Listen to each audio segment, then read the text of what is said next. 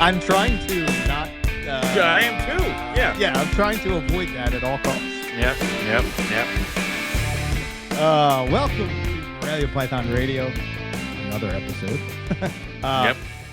What are we at? 6:05 maybe? Something like that. 6:06, 6:05. I think it's 6:05. And Owen, we're doing this episode because Owen is now a member of the Blackhead Club. Yes, I am. No. Yes. So I have a blackhead. And I was expecting more pom-pom circum, like, when I opened the box, like I have expected like there to be a knock on the door. I open the door and Justin's there and he's like, I bestow upon you this, like it's almost like winning the Masters. It's like a jacket. It's a big sword he puts over. Yeah, it's like yes, good. And then he's like, I must now go. And then he just runs into the distance. He might be on his way still. I hear he's coming. There's a lot of shit going on at the airport, so maybe it's taking him a little bit longer. He's a little delayed. Yeah. I forgive him. It's fine. But I was expecting more. There wasn't like a confetti cannon that popped out. What's funny is Lucas said the blackhead, which that's, of course, I got a blackhead from my dear son in California. Right. But the only son I'll ever have. But likewise, he sent it in a bag, and I guess there was a small run in the back, like a little like tear. And I guess this blackhead must have just the entire time been like, because I go to check him to see if he's alive, like when you open the box, and I pull it up and the tip of his nose is sticking out of the bag, and it's like his tongue is just like, and I'm like, what? All right, proof of life. He's good. As he does that, he puts his head back and just like slams his eye against the hole. So he's just like looking at me. I'm like, all right, we're gonna have fun, you and I. So he's been completely chill, but then like the rest of the time, I feel like he's a coiled spring. Like at any moment, it's just gonna be like whoo and like all over the place. So he is in shed, but he's absolutely gorgeous. And it's so weird to have something like that you're like, when you first start your herp career, you're like, I can't afford. That is that is a Rolls Royce over there. Unattainable. Like, I should dream. Look at it. Like if I look at it, it might explode, and then I have to pay for it. Like it's so to have it, it's just so fucking weird. And I told you it's been a while since I've had a snake that makes me nervous, not because of the way it acts. That happens all the time. But like what it is, like I would check on the rough scale pythons like I'm a new parent. Like, is it breathing? This blackhead, I have checked on him like 4 freaking times. I'm like, you all right? You good, buddy? It's like, yeah. He's doing okay? He's fine. Okay. He's fine. Like, it's just, but yeah, it's weird. It's so weird. It's such a weird snake, too. It is weird for you to have blackheads. I know, right? This is not, I don't know what's happening. Like, it's like, I think we're in end times, my friend. We are. I need to do something. I need to do something at the show this weekend drastic to to course correct the timelines. Like, I don't know. Yes. Somehow we veered off of one timeline and we're on a different one. I know. It's like, and I was talking to Dan and I'm like, I got a new snake. And he's like, what'd you get? I'm like, I got a blackhead. And he goes, I thought we broke you of this python silliness and that you were going down the proper. I'm like, never, sir. Also, I got a boa and a Cali King. And he's like, all right, well. So he bounced it out. he's like, well, now you're fine. It's the world is as it should be. So, yeah. We're going to continue our I need to learn love things of Aspidities. You need what? I need to learn things about the Aspidities now that I have one because, I hope you brought questions, Owen. I swear I've been paying attention this whole time we've been talking about these things. I'm sure you have. Yes, so many notes. So yes, I did bring questions. And we have Jorden Perrett coming to hang out with us and talk Aspidities. I first met Jorden. Well, we both met Jorden at Texas Carpet Fest. Yes, and listened to his talk. And they did. Yeah, Justin was there talk. Too. Yeah. Yep. Yeah. He's anyway. Yeah. Jorden was nice enough to let Justin hang out with him.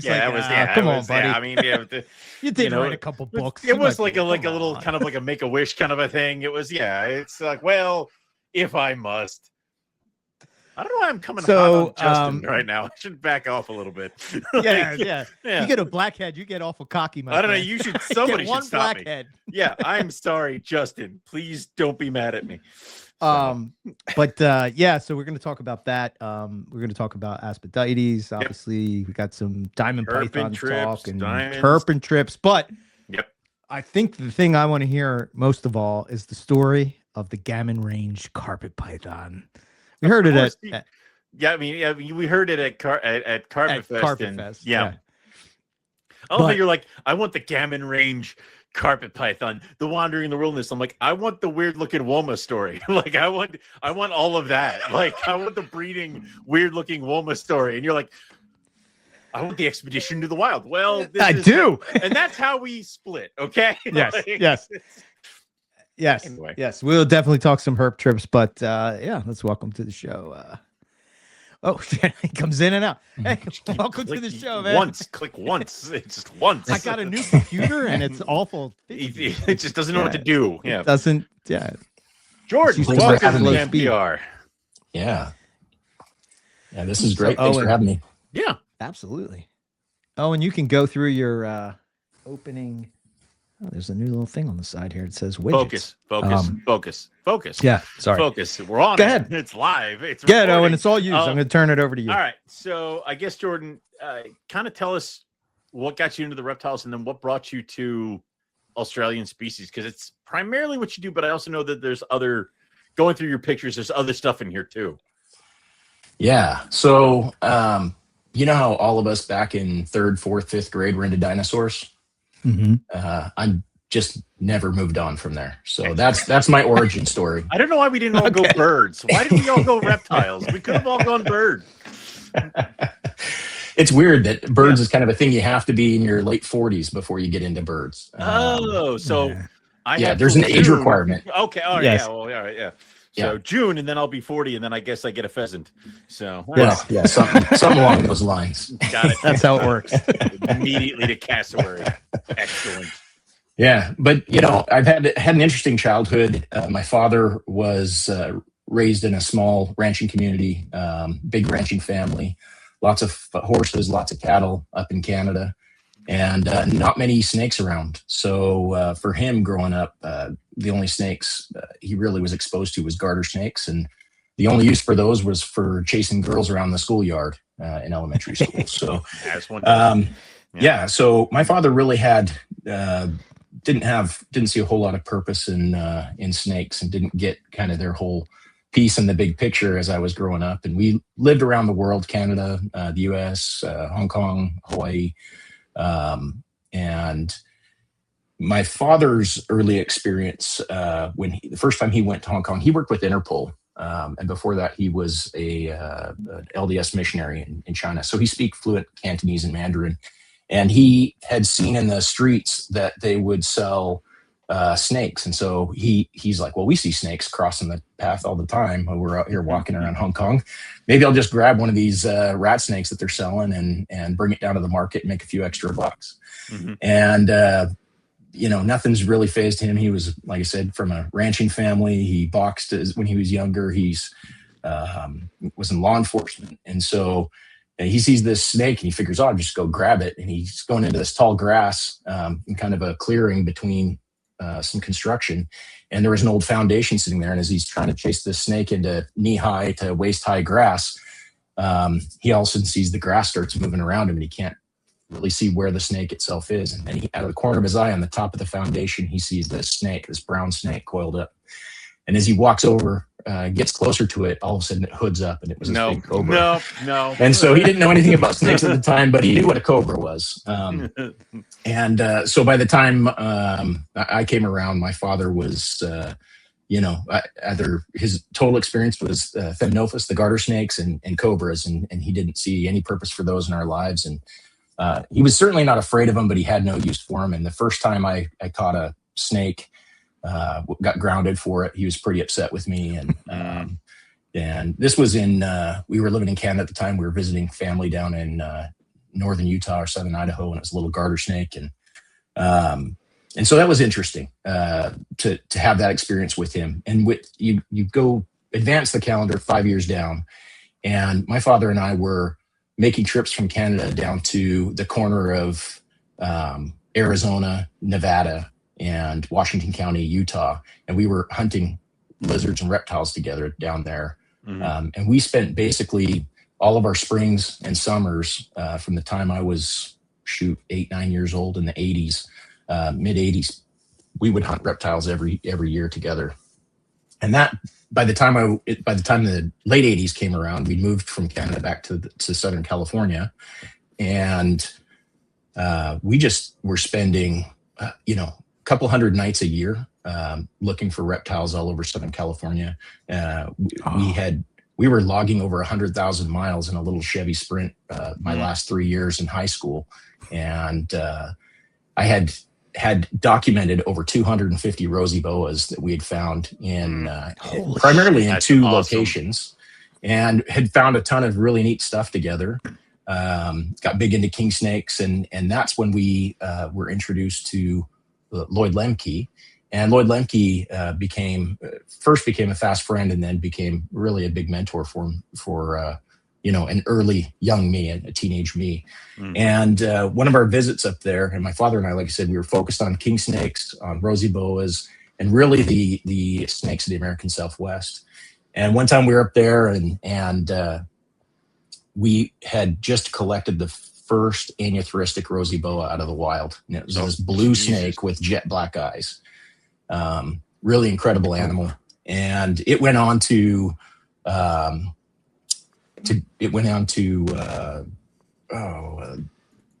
Carlson and Selstead.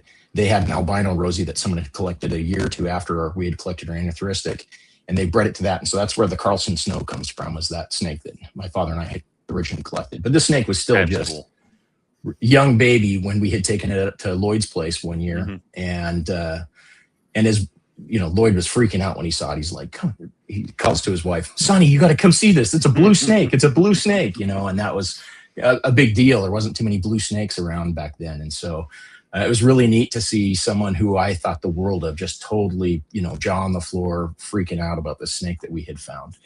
And so we were up there for a couple of hours, and his place was magnificent. He just, had rooms and rooms, floor to ceiling, sweater boxes, just full of everything you can imagine. Every python, every boa, indigos, all the colubrids, had it all. So we'd been up there a few hours. We're getting ready to leave, and he says, you should hang around.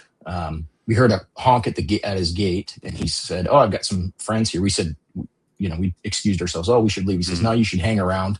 I think you guys might get a kick out of this.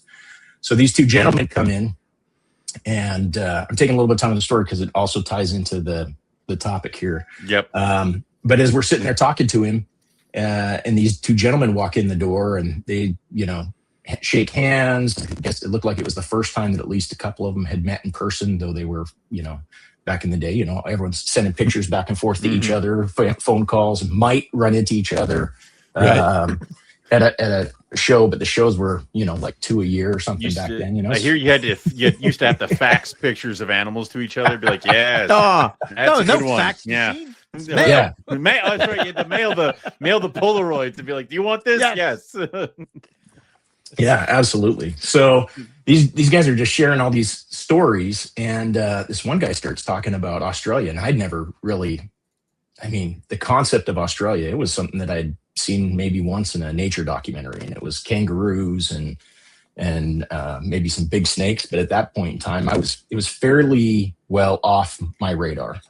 Like I said, this was a young me, and my focus was really the American Southwest. So this gentleman's talking about finding these crazy pythons and these monitors and these big goannas in the trees, and just sharing all these crazy stories. And I just remember that being a very pivotal moment in my life. I just could not believe that that people would travel to the other side of the planet and could just see these animals in the wild and could experience that.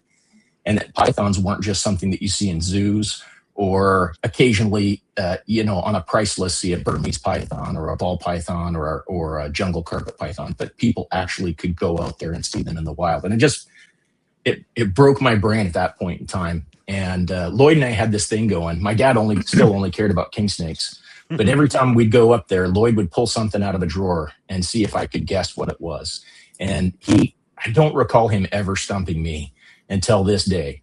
So these guys are sharing all these stories. All this is going on. And then the time comes, one guy picks up this bag and opens it up, and there's these two clear, like salad take-home containers, you know, and pulls these two out, and he hands one to Lloyd, or he hands them both to Lloyd. Lloyd immediately takes one, hands it to me, and he puts his mouth to his lips to everyone else. And then he looks at me and says, "Tell me what that is."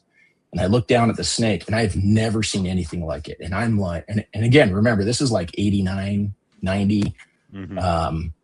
Certainly we don't have the breadth of species that we do today. And so I'm sitting there and I'm looking at this animal, and I have no clue what it is. It's not a python. It's got this weird rounded head. It almost comes to a point, bright orange head, and then this beautiful body, but the body's twice as tall as it is wide. I've never seen anything like it, right? I'm just freaking out. Got these really cool bands, burnt orange bands on a almost a grayish body that I remember at the time, but this bright orange head. And then of course, these black eyebrows and this black nose. And I'm like, what the heck is this? And I'm like, I know it's not venomous because you just pulled it out of this thing and just handed it to me. Yeah. I hope it's not. Right. And like, he did put a ruber in my hand one time that was a venom that he got from someone else. So I guess that was possible, but no, he didn't do that to me. So I'm sitting there and I'm just baffled. I'm like, it's not a python, but it doesn't look like any colubrid I've ever seen. Reminds me of some of the boiga with the tall body and very lightweight, but kind of a big round head. And I just could not figure out what it was. And so after a few minutes, he finally let me off the hook. He thought, and he told me it's a Woma. Well, I'd never heard of a Woma. You're right. And so it was just a really cool experience. And then to hear these guys talking about their experience with breeding all these other pythons and stuff. And from that moment forward, I was not a rosy boa and colubrid guy. And I was an Australian python guy. I was like, I have got to figure this out. So, it turns out years down the road, I never did remember. I was only introduced to these guys by their first names, and it was something like I should have known them then, but I didn't. My dad didn't care. He wasn't into that. We only did it for us. We only went out and looked in the wild for the experiences we had together. And we kept and bred stuff only for us. And so it wasn't something that really, I never really thought much about who they were, aside from, to me, that was just so impactful. And as the years went by, it just had more and more impact in my life. So come to find out that was Casey Lazick and Don Hamper. And who are you guys, mister? Right? Well, one of, if not the first breeding of Womas in the United States. And so to be able to be there and see that. Yeah. And I remember that check being written. I'd never seen that many zeros in my life. Like that blew me away. So again, at that time, that was not something that was happening. I had no idea that there was any money involved in this. So I blame Casey entirely for who I am today and for driving that little rift between my father and I. I say that completely kidding, but my dad still was like, milk snakes, king snakes. We got to find all the king snakes and all the milk snakes. And we traveled all over the U.S. and we did. Like, we found just about everything. And we were planning to go to Mexico and stuff, but then all of a sudden, from that point forward, pythons. I just pythons. No, it's just that was a hard turn, and I don't like. And the problem is, I think everybody in their reptile career has that hard turn where it's like, I like this, like, because I remember I was like, I like king snakes, and then carpet python, and that was it, and it was everything else is now fringe to this main avenue. So that's. I have to ask you, going to Lloyd Lemke's place, did you happen to see coastal carpet pythons there? I did.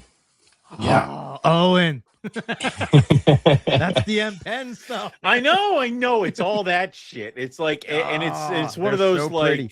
Yeah, it's one of those, like, you don't think about it, what it is, until after we've moved past that point, and you're like, shit, like, you just grabbed 6 of them, like, Yeah.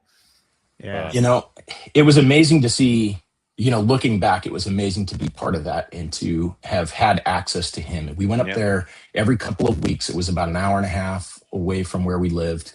And I was going to spend a summer up there working for him and helping him maintain and manage his collection. and then had an opportunity to go up to Canada and spend some time with family up there. And I decided to do that instead. And of course, you can't look back and say, what if, but it was just a really incredible experience. He would call us up and say, hey, I've got this, and this that are struggling to feed. If you guys want to take them on, you can have them for free. And so he gave us some really cool projects early on. And that was kind of something my dad and I really doubled down and tried to figure out, is how to work with problematic hatchlings and get them going. But yeah, lots of cool opportunities. One time we went over there and he says, hey, you want to help me open up a box? I've got some stuff that just came in. I'm like, sure. Hell yeah. Opens up the box. Always hell yeah. Yeah, he opens up this box and it's got these, like, I don't even know what language is written on the outside of the box. I don't know which hands it went through before it came to the US. I have no idea the background. I do know the origin, and I know how it got there, but I know where it ended up, but I don't know, the process in between. But it had all these like red stamps on it and black stamps and green stamps and then signatures and whatever else. And it's a pretty decent sized box, and he opens it up. And he just starts pulling out these snakes and handing them to me. And there's bright orange snakes and green snakes and yellow snakes and tan snakes. And they're all the same snake, but all these different colors. And I'm like hands full of them, and they're biting me. And I'm just like, what the heck is going on? Perfect. Well, I think it was 60 Sanzinia that just got shipped from Madagascar. Oh shit. And it was just incredible. I'd seen pictures of like a red baby in a book that compared them, to other paralysis or but it was just wild to have that experience. And so, just tons of neat experiences with Lloyd. So, unfortunately he's one that we lost way too soon. But he had a huge impact on my life, as did several of the people who I met through him, Casey being one of the big ones there. But yeah, it was a great way to grow up, to go from a father who had no interest in snakes and grounded me for snakes to being my partner in crime. And like I said, at literally over 100,000 miles a year, we had 320 something thousand miles in 2.5 years that we put on a Chevy Sprint. Holy nuts. Yeah. Because we lived up in the high desert of Los Angeles County, northern LA County, and we drove down to almost to the Mexican border almost every single night, 200 nights a year. Jeez. So we really got to figure out rosy boas. We really figured out the striped, scissors crossing king snakes. We spent a lot of time with them.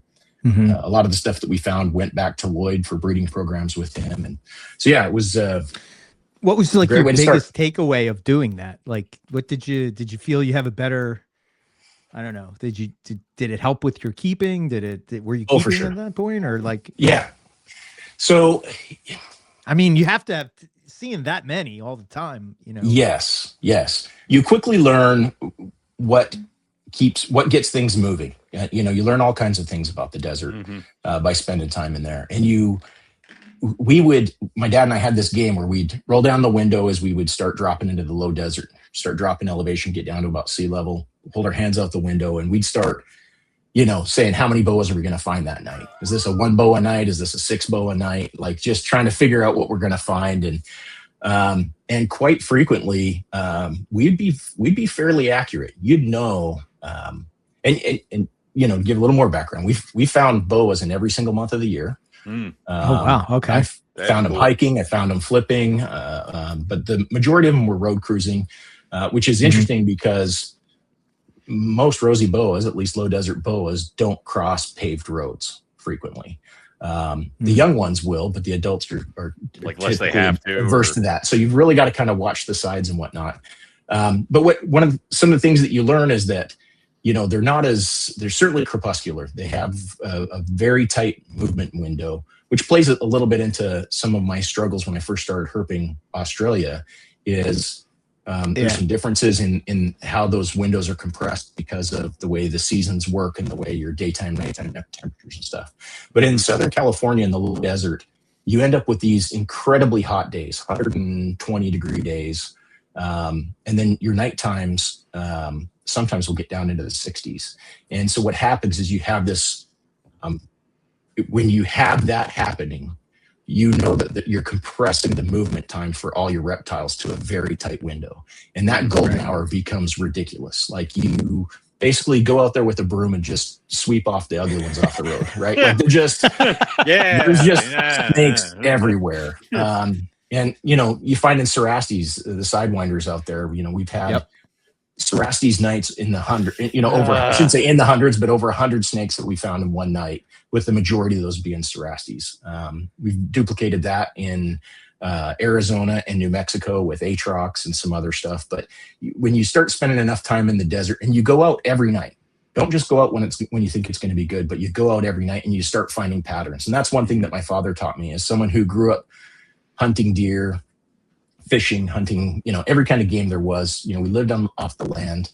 I don't remember going to the grocery store except for around the holidays to get something like eggnog or some spices or something that you can't grow. You're not typically getting. That's the only time I remember going to the grocery store for those years we lived when I was old enough to remember the experience there. And so you know, hunting is about getting out there and learning the animals. And then of course there's direct correlation what you see in the wild with how you keep.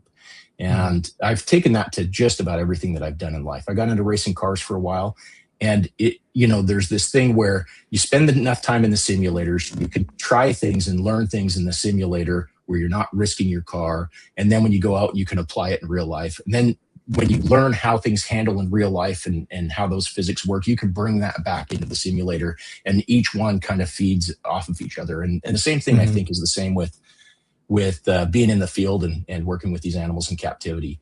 You know, the more aware you are of everything, you know, and I really truly mean everything, and the more you're going to be able to bring in and improve your husbandry. And too frequently, you know, people are like, oh, I want to learn everything about it. And they go up and Google, oh, I want to keep Darwin carpet. So let me go look at, you know, Darwin, and let me see what the highs are and the lows are and what the humidity is and what the rain. But what you don't factor into that is that these animals have massive home ranges, and they could be 20, 30 feet up in a tree in a hollow, or they could choose to be down in the roots somewhere, or they can go and cool off in water, or they can go do things that we can't do in a cage. And so it's certainly a much bigger question than, you know, what are the highs and lows that they're exposed to? And you've got to spend time out there and realize, oh, hey, you know what a great time to find reptiles is when it's freezing outside, there's snow on the ground, but the sun is warm, and you start getting like, I mean, I had some really cool mountain king experiences, and just finding mountain kings just hanging their bodies out the crevices. And you're literally clumping through snow to get to them. Like, wow. You know, and finding rubber boas and finding dozens of them in a night. And you're like, I had to roll up the windows and turn the heater up on my Jeep because it was so cold. And yet we found like 17 or 18 rubber boas the first time we did that. And like, oh, hey, the reason why we weren't having success before is because we went when we thought it was going to be good, rather than going all the time until we figured out when they thought it was when it is good for them. Yeah. Right. And that's one of the big gaps we have, is we too frequently have our observer's bias, and we do things that we think is right. And if you're not having great success, if you're only seeing one of a species, you're missing something big, because the animals aren't that rare, or they wouldn't be able to reproduce. There'd be no recruitment. There'd be no more anything. And so we've got to put ourselves in the mindset of what they are, what they're doing. And the best way to figure that out is to get your butt in the field. Yeah.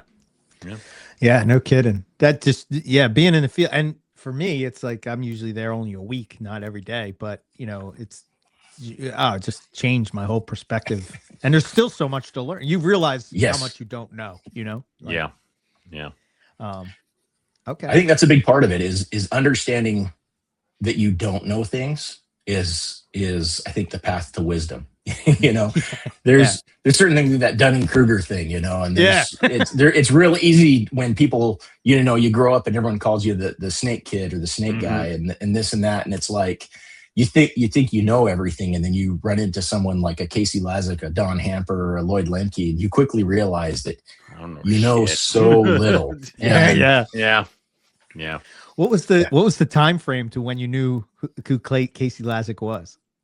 Like after you saw it, you're like, so like, how long is it just a random like? So the funny thing is I thought it was, in my head for some reason, I thought it was Ernie Wagner. I remember one of the guys saying that he was from the Pacific Northwest. I remember growing up seeing Ernie Wagner's price lists and just being in awe of this guy. And so I thought it was Ernie Wagner. I started communicating with Casey maybe a decade ago in regards to some other stuff, and I had told him the story. It's like, you might get a kick out of this, how I got into pythons, and I started to tell him this story, and he says, "That wasn't Ernie. That was Don Hamper, and the other guy was me." How cool is that? So, that's so awesome. the answer is a really long time. Before A you really figured out long Casey, time, yeah. yes. That's awesome. Certainly long before my beard was gray. Yeah, that was. It took forever for me to put two and two together, and Casey and I have become fast friends since.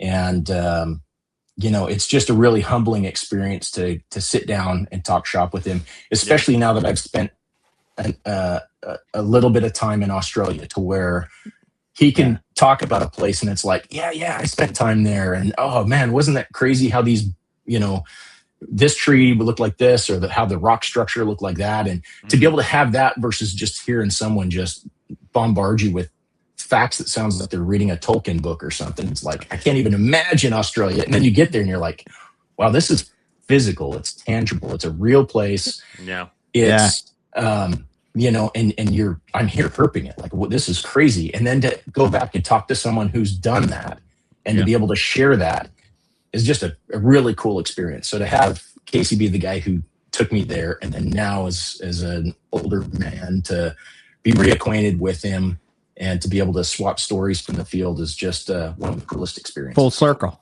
Yeah, absolutely. Yeah. Absolutely. That's awesome. All right.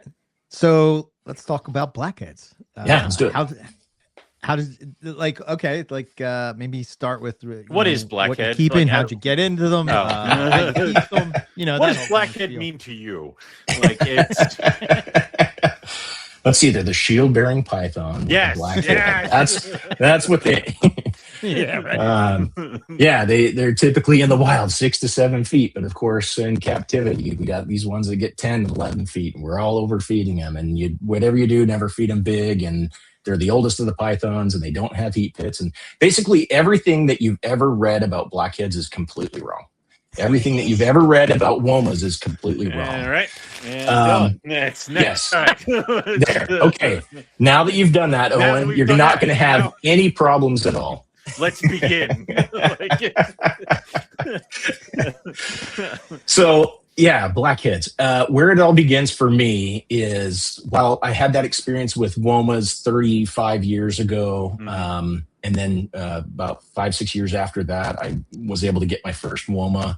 And then I've on and off had womas basically for 35 years. Blackheads, where it was a newer experience for me. Back then, blackheads were so ridiculously expensive and basically impossible to get to. And I remember, I think it was Frank Reitz had his blackheads that they were just striking. He had them at the San Diego, what do you call it? There's the International Reptile Breeders Expo in San Diego. Okay. And he had some in a cage there, and it just blew my mind. That glossy blackhead, that was just such a cool thing. So that's the first time I saw him, but I think the price tags on them were 10, 15 grand back then, And that certainly hasn't changed much. Whereas womas, being 10, 15 grand back then, and working their way all the way down to a couple $100. And thankfully people are realizing that they're much cooler than that and more deserving. And now you see their prices coming back up.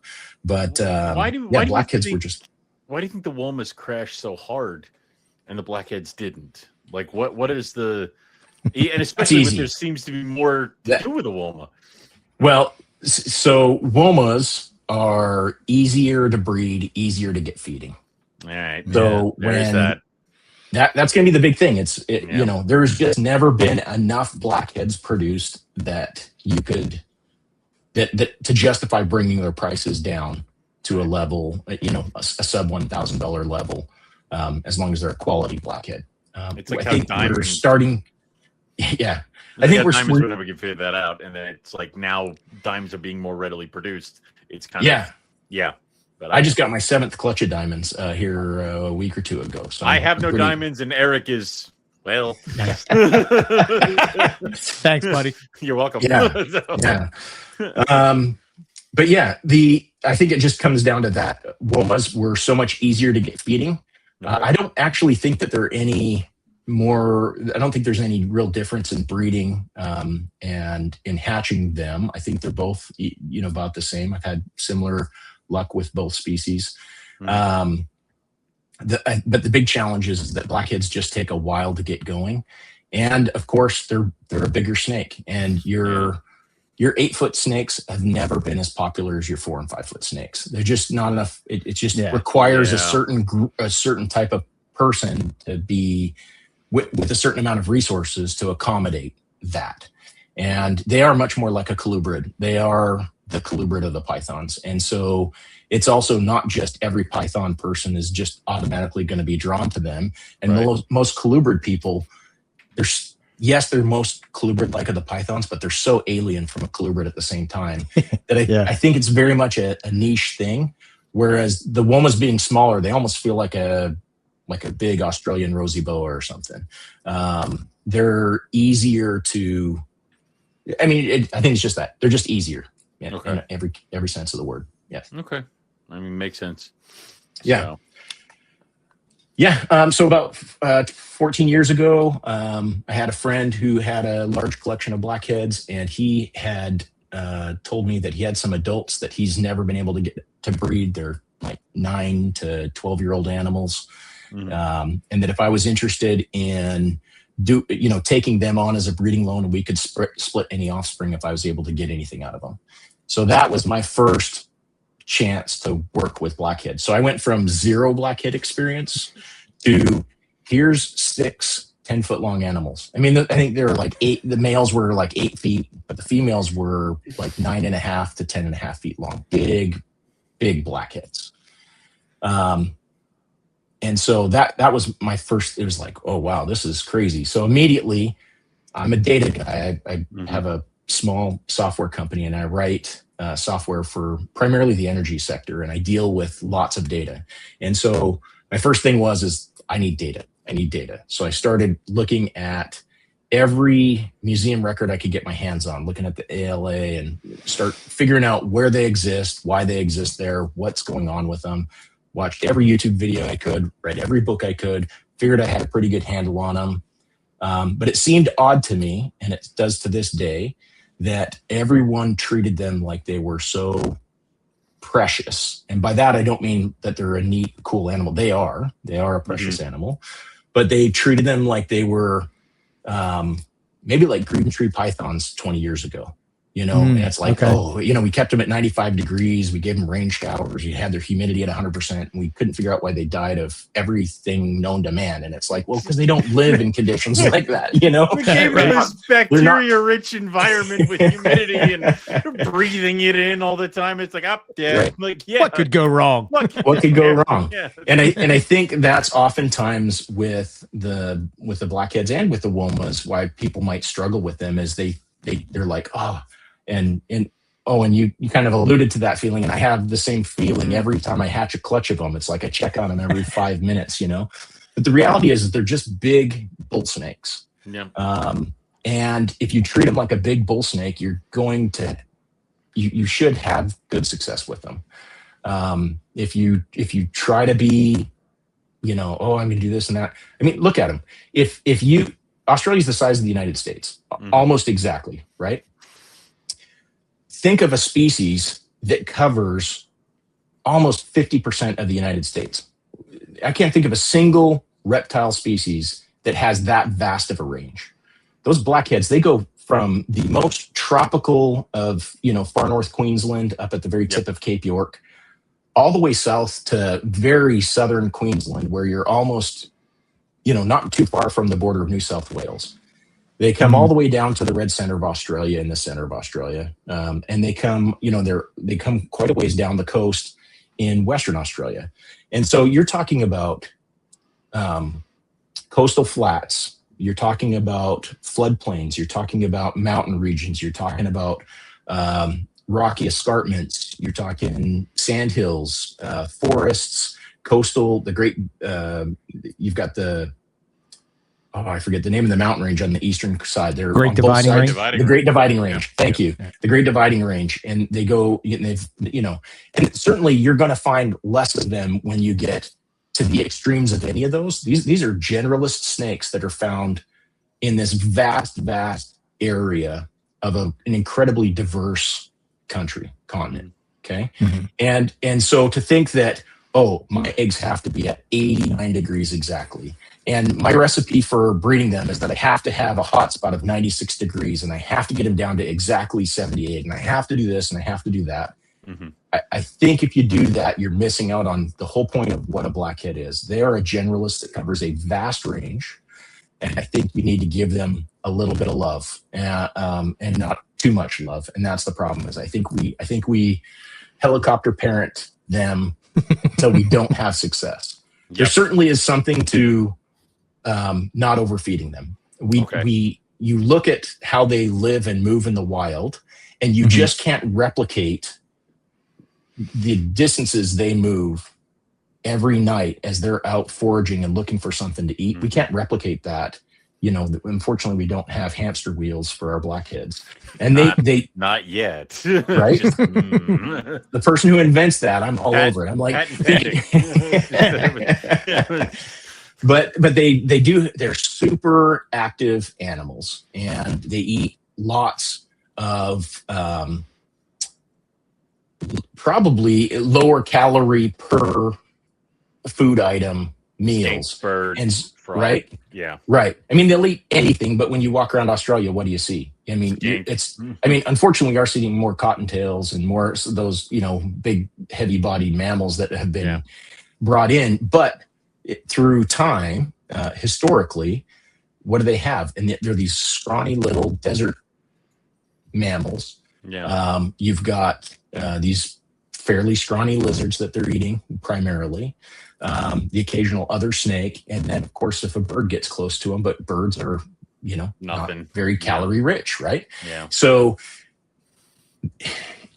how does that translate to keeping them in captivity where you've got a snake that's 8-9 feet long? How do you get enough calories into it without feeding it larger rats? And so I've certainly not had the problems that others have said and that you've seen in the books where you can't feed them heavy stuff. I'm in the Jason Hood camp of, I mean, the reality is look at your animal, read and react.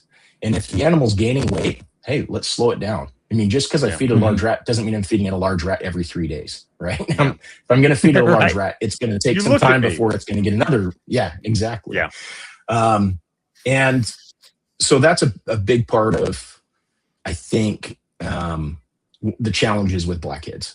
I don't think that there's a recipe necessarily. I think that if you talk to 6 guys who've done really well with blackheads, you're going to get 6 completely different directions, and they all work. The problem is, and I love the term asshole, is there's a lot of people who are assholes out there, and they're going to ask me what I do, and they're going to ask Jason what he does, and they're going to ask Derek what he does, and they're going to take the that's easy to do this because where I live is kind of like where Derek is at. So I'm going to do this. And then, but I also like what Jorden says about this. So I'm going to do this part. Like, no. If you're going to do my way, you've got to follow my way. I've tested it. I've figured it out and this works, but it's the combination of my highs and lows, the combination of when my light cycles, the combination of my feeding cycles, my combination of that. If you follow that path, that will work for you. Now, Jason's path is pretty different from mine. And if you follow his, that will work for you. If you follow Jim Sargent's, that will work for you. But don't borrow the highs from Jim Sargent, the lows from Jason, the humidity from Jorden, or the light cycle from Jorden. And you can't, it might work because they are generalists, but you can't expect that that's going to work. You're going to have to, if you ask them the question, follow their path. And when I hear people ask me, how do you have success with those blackhead eggs? And I tell them, and it's pretty simple. And then when it fails, and I said, how'd they go? Oh, it didn't work out, blah, blah, blah, blah, blah. Oh, what happened? Well, this, and they start talking. I'm like, that's not how I told you how to do it. It's not what I said. Right? It is not what I said. Yeah. Don't use my temperatures, but use someone else's humidity. Don't use this, but that, or this. And you can't mix and match and expect that it's going to work. Now you can play with it, and this is what I do. And so I would have a tough time to tell you exactly how to do it, because almost I don't think I've missed a year of producing Aspidities in the last 13 years. Wow. Okay. But I That's also impressive. but I also don't think that I've done the same thing more than 2 or 3 times over the last 10 years. I've changed it up constantly. And actually the last 2 years have been my worst years, because I've only got, I just got a clutch of 12 from one of my girls. Unfortunately had a 20-plus-year-old female laying her first clutch, and she died laying those eggs. And I'm absolutely devastated with that. Sucks. But she was one of those that was overweight, and it took me 6 years to get her weight down. I didn't want to crash her diet, but I also didn't, and I felt like if I could get her to reproduce and it might give her some, help with all the physiology issues she had of being an obese snake for, 15 years of her life, and give her an opportunity to breed. And she was unresponsive to the breeding the last year, and this year she was tail wagging, tail up, the male locked up with her, filled up huge with eggs, put the egg box in there. She climbed in the egg box, and I go and check on her the next day, and her cloaca's open with an egg part way out. She's dead. So, there's certainly heartbreak. There's certainly, was that old age? Should I maybe not have bred her? Should that? I mean, I don't know. And I can't second guess every decision I made. She was healthy. She, like I said, was receptive, but that happened. But as get back to what I was saying, is that from all those years of working, struggling a bit these last couple of years, but mostly because I'm starting to be very picky, unfortunately, because some of the projects I'm working with, I want this male to breed with this female rather than this other male who will breed with anybody at any given time. I know I could put him in with all my females, and I could produce 200 blackheads next year. I could. Right. But I don't want 200. One, I don't want 200 blackheads. That many would just be a nightmare. It's a very large food bill. Yeah. Right. 2 is, I do have a goal with what I'm trying to produce right now. And 3, trying to be ethical about what I'm producing and putting out there for everyone else to have. Yeah. There's 2 things about the pricing of blackheads I think that people have to consider is one, the price tag, because the effort it takes to get them ready to go to a new home. Yeah. But the second part is if they were a $200 snake, they would die in droves. You need to have a higher price where people understand that they are not buying a corn snake. This is something that will require their attention.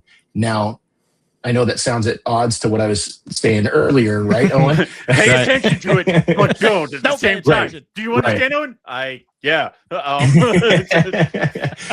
So don't have to look every 15 minutes, but do look at least every 15 days. And if you see an issue, correct. Jump on it. You've got to monitor it. You've got to, don't just, set your thermostats to this and this and this, and set your lights to this and this, and then just assume that everything's going to be fine. Yep. And so that is also another thing that comes from having the experience of being in their habitat and seeing, several of them in the wild, is every time has been a completely new experience. Whether it was, found one in the black soil range, and it's just this loamy, soft soil that's constantly turning over, full of cracks, and there's taipans and Colette snakes, and just some really neat habitat, but totally diverse from seeing them in the sands of the red center. And so I just have to keep reminding myself. So what I'm doing is every year I've been trying to shift things. Now I do believe in the rhythm of the room is being absolutely core, but there's still things you can change and still keep the cycle. So I keep my feed timing the same, but I'll shift my lighting, or I'll keep my lighting the same and I'll shift my feed cycle, or I'll change this and I'll change that, or whatever else. But I make small adjustments, and I have enough animals that I can play around with them a little bit and see what works and what doesn't work. And, but like I said, now that I'm kind of to the point that I have more blackheads than I know what to do with, and I've got some really cool projects, it's like, I can't just produce these hets that I'm just putting out for what? Like I really only want to put out the very best of the best. And so, that restriction to my plans has made it a little bit tougher. So now it's like last year I got 1 clutch of blackheads, and 2 clutches of Womas. Versus 5 years ago, it was like 4 clutches of Blackheads and 6 clutches of Womas. And this year, I might actually strike out on Womas this year. I don't know. I thought I had 5 females. They were just swole up. I'd seen locks on every one of them. I was so excited about all of them. I gave a couple of females off that were proven that I knew would go, but they'd produced the last 3 years straight. I was like, I'm going to give them the year off. And I'm working on outcrossing some stuff. So I've got some young females, first timers.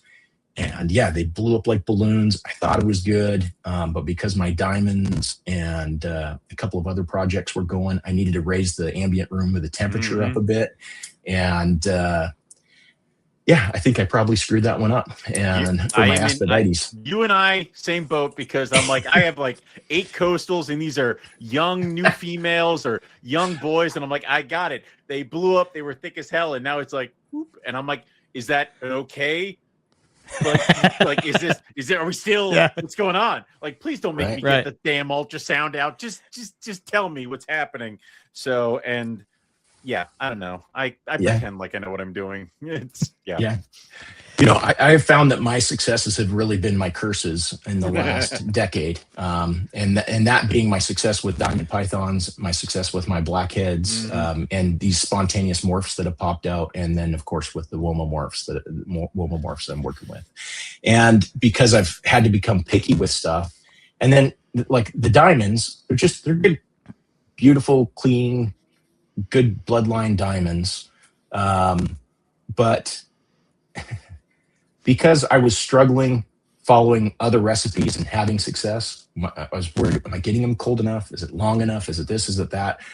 I'd had several clutches that were like, I'd get 1 or 2 fertile eggs and like 16 slugs. And so, and so I was like, man, I'm missing something big here. So I'm going to stop. I'm going to give them a year or 2 off.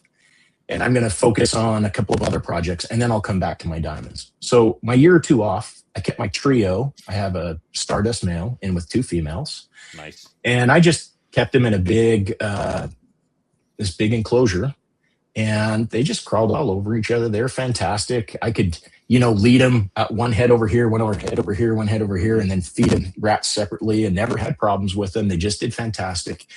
And all of a sudden, in December, my one female is just huge. I'm like, how? I wouldn't even be breeding you yet. How are you? And I literally, they were cages with blackheads above them and blackheads below them. Like I literally kept them exactly the same as I was keeping my blackheads, my Darwins, my jungles, my inlet. Everything was being kept the same that year because I gave up on diamonds. I was going to give them a couple years for me to refocus on some other, focus on some other stuff, and for them to recover from laying slug after slug after slug clutches, right? These 2 females.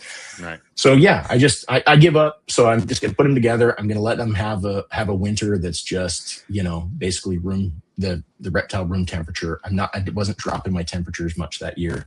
I've since I had moved to this older home that I'm in now. It has typical East Texas home where they have almost no insulation. So when it gets cold outside, my heater's just, glowing red hot in the room, the oil-filled heater, just to keep the room, at decent temperature. But at the same time, I'm in the Houston area. And so sometimes, it's 85 plus degrees and Christmas. And, we're lighting off fireworks for New Year's in shorts and a t-shirt and flip-flops, So, I didn't really paid them much attention that year. And this one female was grabbing. So immediately separated her, and she dropped this beautiful clutch of eggs. And the male went on to breed with the other female. Oh, and that was of, I think, 9 python clutches I got that year. That was the first python clutch I got. Nice. So my diamond laid before everything else that year. And then the other diamond, dropped 2.5 months later. So I had the same male, bred these 2 females with that big of a gap between them, 2.5 month gap between them. And so that was really a neat experience to see one that kind of went almost on cycle and one that was just totally beforehand, no cooling, nothing, and just incredible fertility. Yes. And so, And so funny enough, I reproduced that this year, and my first clutch of eggs I got this year was my diamond again, and she laid in February. Oh wow! So she's just not on the right. She's not on the right page. Like it's just not like you want to hit her with the book and be like, "That's not what you're supposed to do." Like, right? Wow. Yeah. So to get back to the blackhead thing, I have this diverse group of animals, and you alluded. That's the girl. Yeah. That's the other girl. So that's the second. She went the second time, and notice she's got a couple of. She got one slug on top, and the one that's kind of got a weird, almost nipple to the egg. Yeah. Little big. But that one did hatch. But the one on the top, obviously, that slug did not. Right. But then I've got that's my yellow girl, and then I've got a white girl, and these the one that just went is my white girl, just laid right now. Nice. So really cool animals. I mean, I absolutely love the diamonds. But having 8 years ago, maybe less than that, maybe 5 years ago, I was up to 48 species in my collection. And so wow. I feel that. Just, right. So it's just was too diverse for me to be able to work that. And I moved from like a 4,000 square foot home out to the country where I had 10 acres. And the goal was I was going to build this 10,000 foot facility, maybe with a 2-story. So maybe 20,000 foot. And I'd have a warm room. I'd have, a temperate room. I'd have a montane room. I'd have this, I'd have that, big dreams. Of course, life happens. End up having, my son is born. My wife almost dies in delivery. That would knock off some stuff. Yeah. And we're in an insurance co-op because I'm self-employed, so I don't have access to the same healthcare that everyone else does. So I had to come out of pocket 6 figures to cover that, and life just hit me with a truck. And so here we are. We've been in this property for almost 8 years, it's an incredible property. I found I think I met 40 some odd species of herps that I found on this 10 acres. Oh, nice. But I still do not have my facility. And at this point, I never will build it because I think that time has passed. I'm needing to spend more time in the field with my son and more time in Australia with my family than to be cleaning cages at this point. Yeah. But all that to say, I had a bigger home where I had a warm room, I had a cool room, I had them dedicated, I had more control, and it was easier for me to breed, green trees and diamonds and jungles and blackheads and womas and all that in that situation because I had these different. I also had like black milk snakes, which and Kunashir Island rat snakes and mandarin rat snakes, where I had stuff that was breeding at 55 degrees. So to be able to have that kind of a diverse collection when you have the facility for it is one thing. Moving out here thinking I was immediately going to build a facility, never being able to do that. Having the small home that has horrible insulation, and then having all those species in one thing just wasn't working for me. So as soon as I gave up on the idea of building this big facility, I immediately thinned the collection and got down to about 30 species. It's still too many. I gave away about a quarter of my collection last year to a good friend. Kind of an indefinite long-term loan. I don't expect that I'll ever get those animals back. But it's tough because I had a computer failure where I lost 20 years of field notes, 15 years of photographs. And I'm a computer guy. So I had external backups. And then I had my computer. My external died the day before I was going on vacation. I was like, well, I'm going to unplug my computer so that nothing can happen to the main hard drive, whatever else. Yeah. Go to vacation, come back, plug the computer in, and you could hear the bearings grinding on the hard drive, on the other drive. So I lost 2 drives in 2 weeks. Not enough time to go out and buy the secondary drive. I thought, nothing like that. Oh, shit. So that was a gut punch for me, and I got out of. At that point, I had stopped keeping, and I was spending a lot of time in the field. And it was about that time we, had kids in the home, and I was like, maybe I'll just start keeping again. Losing all that field data just crushed me. And so I was like, I'll just focus on, having kids have great experiences with animals in captivity. And so I was like, well, what, I just spent all these years being out of snakes, out of reptiles. Certainly like I'm going to go to a reptile show and every other table is going to have the most stunning ringed pythons that have been line bred so that the adults look like babies. Certainly we're going to have jungle carpets that everything, looks like the cover of Barker's book. Certainly we're going to have bread lies that are just glowing orange. Certainly we're going to have this, and certainly we're going to have that. All the Puebloan milk snakes are going to look painted, and I just was so excited to see that after I was gone from keeping for about 10, 12 years. I was like, man, this is going to be awesome to come back in and go from being field guy to back to keeping again, and walk in and just see a sea of ball pythons, bearded dragons, crested geckos, and leopard geckos. Nice. And I was like, what the heck happened? So I started building a collection based on what do I want to see? I wasn't going to be the guy who just complained about it. I'm going to go out. And so it's like Kunashir Islands. I got some of those from Lloyd Lemke back in the mid 80s or late 80s. I would love to work with them again. So I bought the very best group of Kunashir Islands I could buy. And then Russian rat snakes, another favorite from when I was younger, went out and bought those. And I did end up with getting some ringed pythons and got some Sanzinia and I started getting all these animals that I always wanted that I was wasn't financially stable enough to acquire back then. Didn't have the means for it, and two, they just were so ridiculously expensive back then, or so hard to get your hands on that even if you could, you'd were on waiting lists for forever. So I certainly figured, this time go by. So I started acquiring those animals with the goal of I'm going to be the change I want to see in the world, right? Yeah. And and it's been a good time. When I was out at Daytona a couple of years ago, my buddy Robert Edwardson, that he and I do a lot of stuff. We fish for tuna together. We hunt West Texas together. We spend a lot of time with our families together, doing stuff together. And so we share a table at Daytona, and he and I counted it. And I think between the two of us, we had I think it was 18 or 19 species that nobody else at the show had. Nice. So that's kind of cool to that's awesome. Yeah, I like that. I love that. Yeah. And in fact, Owen, I think it was that show I met you. You came into the second room and I had diamonds on the table. Me. Yeah. And you came and asked if I'd trade Roughies. Roughies. I had Roughies. Yes. Right. I do remember.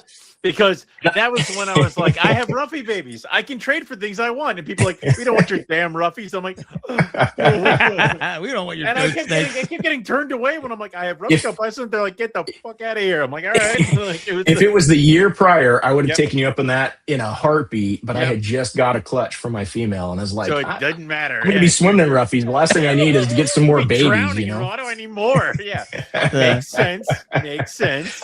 Yeah, but that was kind of my goal, is to have the stuff that not everybody has, and kind of introduce the next generation into the world that, as I remembered it and what I thought it should have been, and the directions we should have gone. And so, that's really been my focus. Yeah. Yep. That's amazing. That's really awesome. And it's like, it must be a generational thing, because it's coming up in the 80s, the same type of thing, always with my dad, reptiles, the whole thing, and then got out of it, then came back into it. I remember coming back into it, and I went to a reptile show, and everything said het. And I was like, what the hell is het? What does that mean? Het. I'm like, het? What? Everything is het. They're like, oh man, it's changed. Yeah. Okay. Yeah. Yeah. And I'm not a morph person. But saying that, I've had some just incredible luck just falling into some just really neat morphs from normal animals, or finding stuff in the wild. So like this one, like this that is one. Something. Yeah.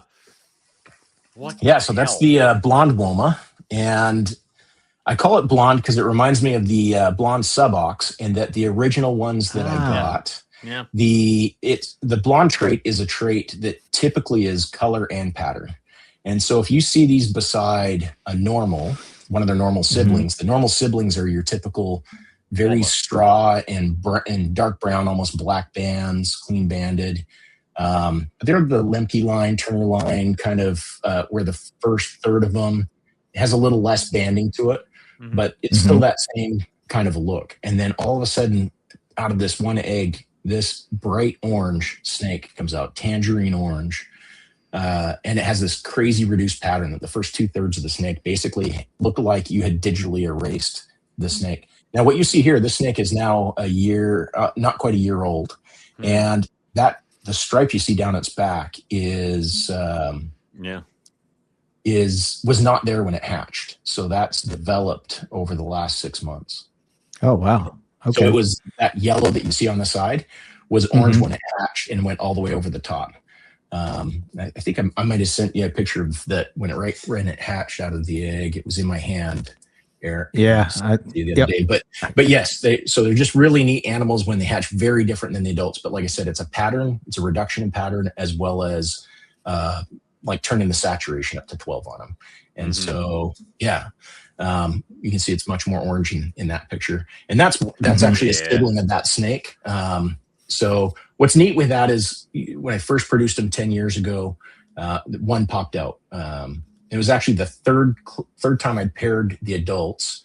The first 2 clutches, everything was normal that came out. The third clutch, all of a sudden this orange snake popped out and had none of the dark banding that the others did. The pattern that was there was very muted, very pale in comparison, and then on an orange snake. So that was really neat. And so that's where I gave it the blonde name. The next generation, I bred that original male. Well, so let me go back. The very next year, I bred them together, that same pairing together again, and got one more.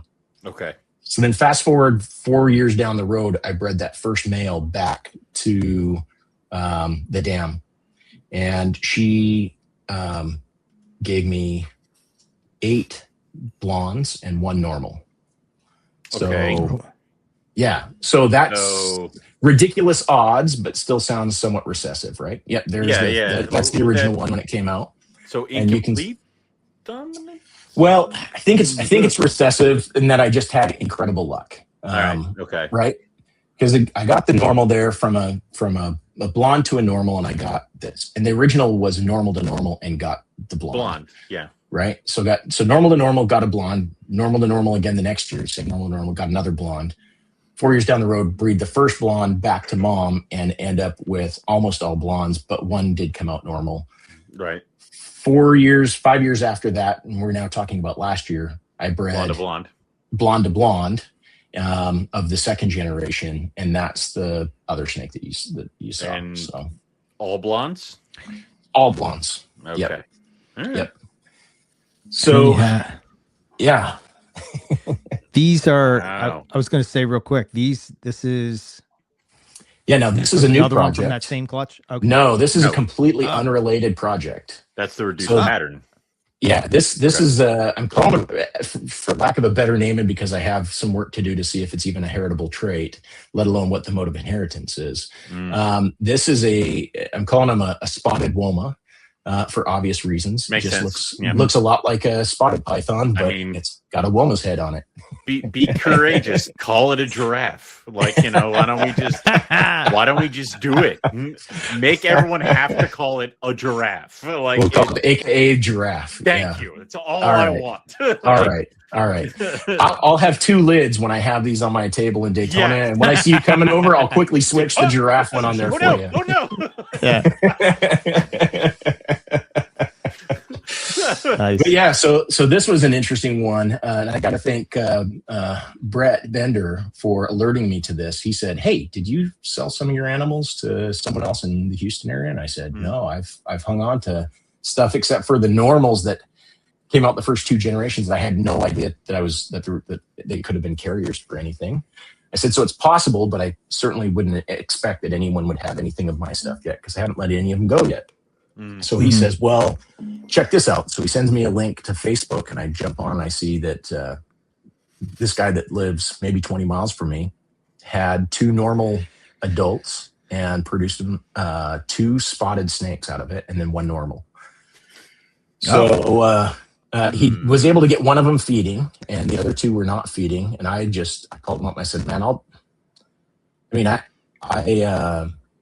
I totally appreciate you trying to get them going and everything, but I know Womas, and if you'll let me take them, I'll just buy everything, And he's like, "Well, The male was my mom's, or not mom, his wife's pet snake before they got together. And he's like, I can't get rid of her pet, but the female and the babies I'm willing to sell you. So I just picked up the group, brought him home. And of course, like Womas, just took a little bit of time, and they're all feeding, within 3 weeks after getting them home. So, Nice.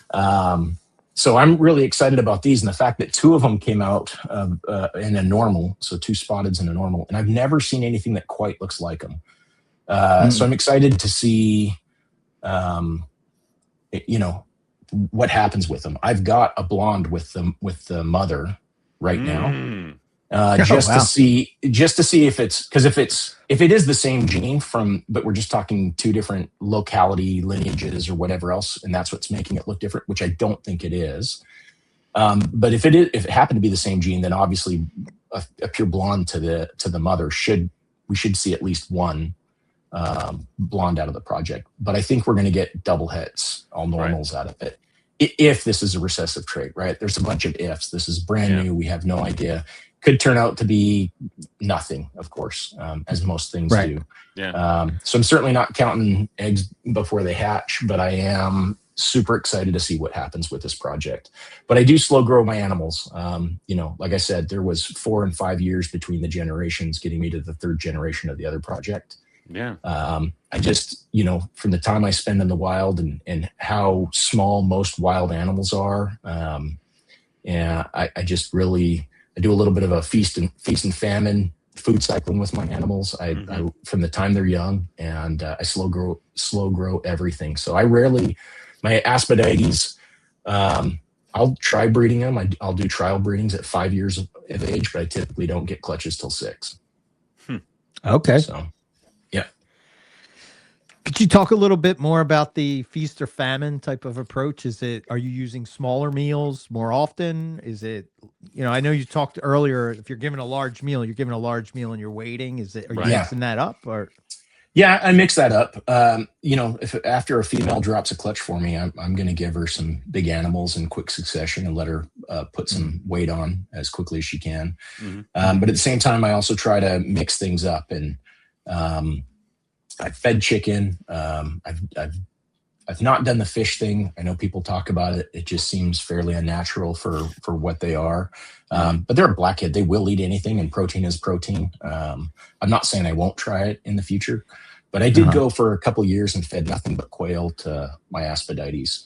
And they produce just like anything else, but the number of quail I had to go through to keep their weight on, and blackheads cannot figure out how to eat a bird. Like my Morelia would eat that quail like it was nothing, like it was just no big deal, right? Yeah. But the blackhead would still be pushing it around and couldn't figure out how to get the body lined up behind the head of the bird, for like hours after I put it in there. Yeah. And so, so I still occasionally will feed them birds, just because I think it's good, one, for the variation in diet, but also I do think pushing them around and trying to solve that problem is a good way to keep them busy. And it's enrichment. You're like, I enriched the blackhead. Yeah, exactly. Pissed it off. Yeah. So I imagine things like I feed a lot of chicken necks and stuff like that to a lot of my smaller, not smaller, a lot of my colubrid and stuff like that. So I imagine a tubular bird would maybe help out with that kind of stuff, but a tubular bird. What is it? I don't know. What did I say is wrong? Tawny frogmouths. I just need a source for tawny frogmouths. That would solve all the blackhead issues. That's all they eat is tawny frogmouths in the wild, and that's why we can't figure them out. But I mean, having a tawny frogmouth would be awesome too. So. Can that be my bird that I get when I'm in 40s? Yeah. That's your bridge into the bird. Yeah, I just have a tawny frogmouth right here looking pissed off all the damn time. So, yeah. But it's, I imagine they're just, it's weird because it's almost like they're the bridge between the colubrid and the python, where it's like, I imagine if I filled up a bowl of whatever the hell, it'd be like feeding my false water cobras. They would just, and then be done. So, yeah. I'm not going to do that. Not going to do that. Not the plan. I'm going to pay attention to it while not doing that at the same time. I'm going to walk through my snake room and be like, I don't see the blackhead.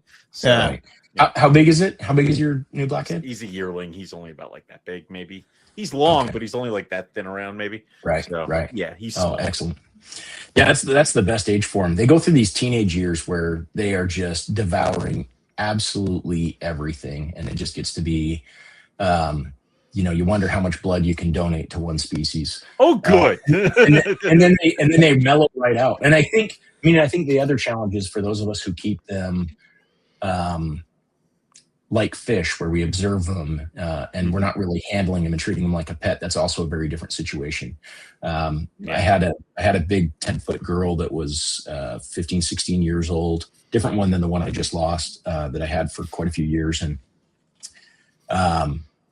she's one that I just could walk in and just hand to any child, any person. That was my, someone says, I'm afraid of snakes. Well, come here, let's fix that. I can fix it real quick for you. And that snake was just such an incredible animal. And so they certainly can be that. I think they just, like anything else, take a little bit of time.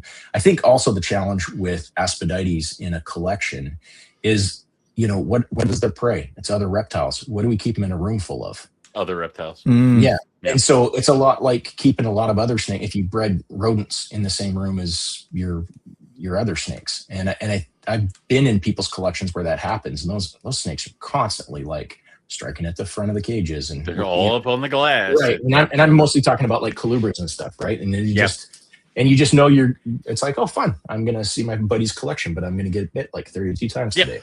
Everything is going to light me up whenever I open that door. Yeah. Right. And so I kind of feel like there's some of that going on with Aspidities, which is why they maybe get a bit of a bad rep with that.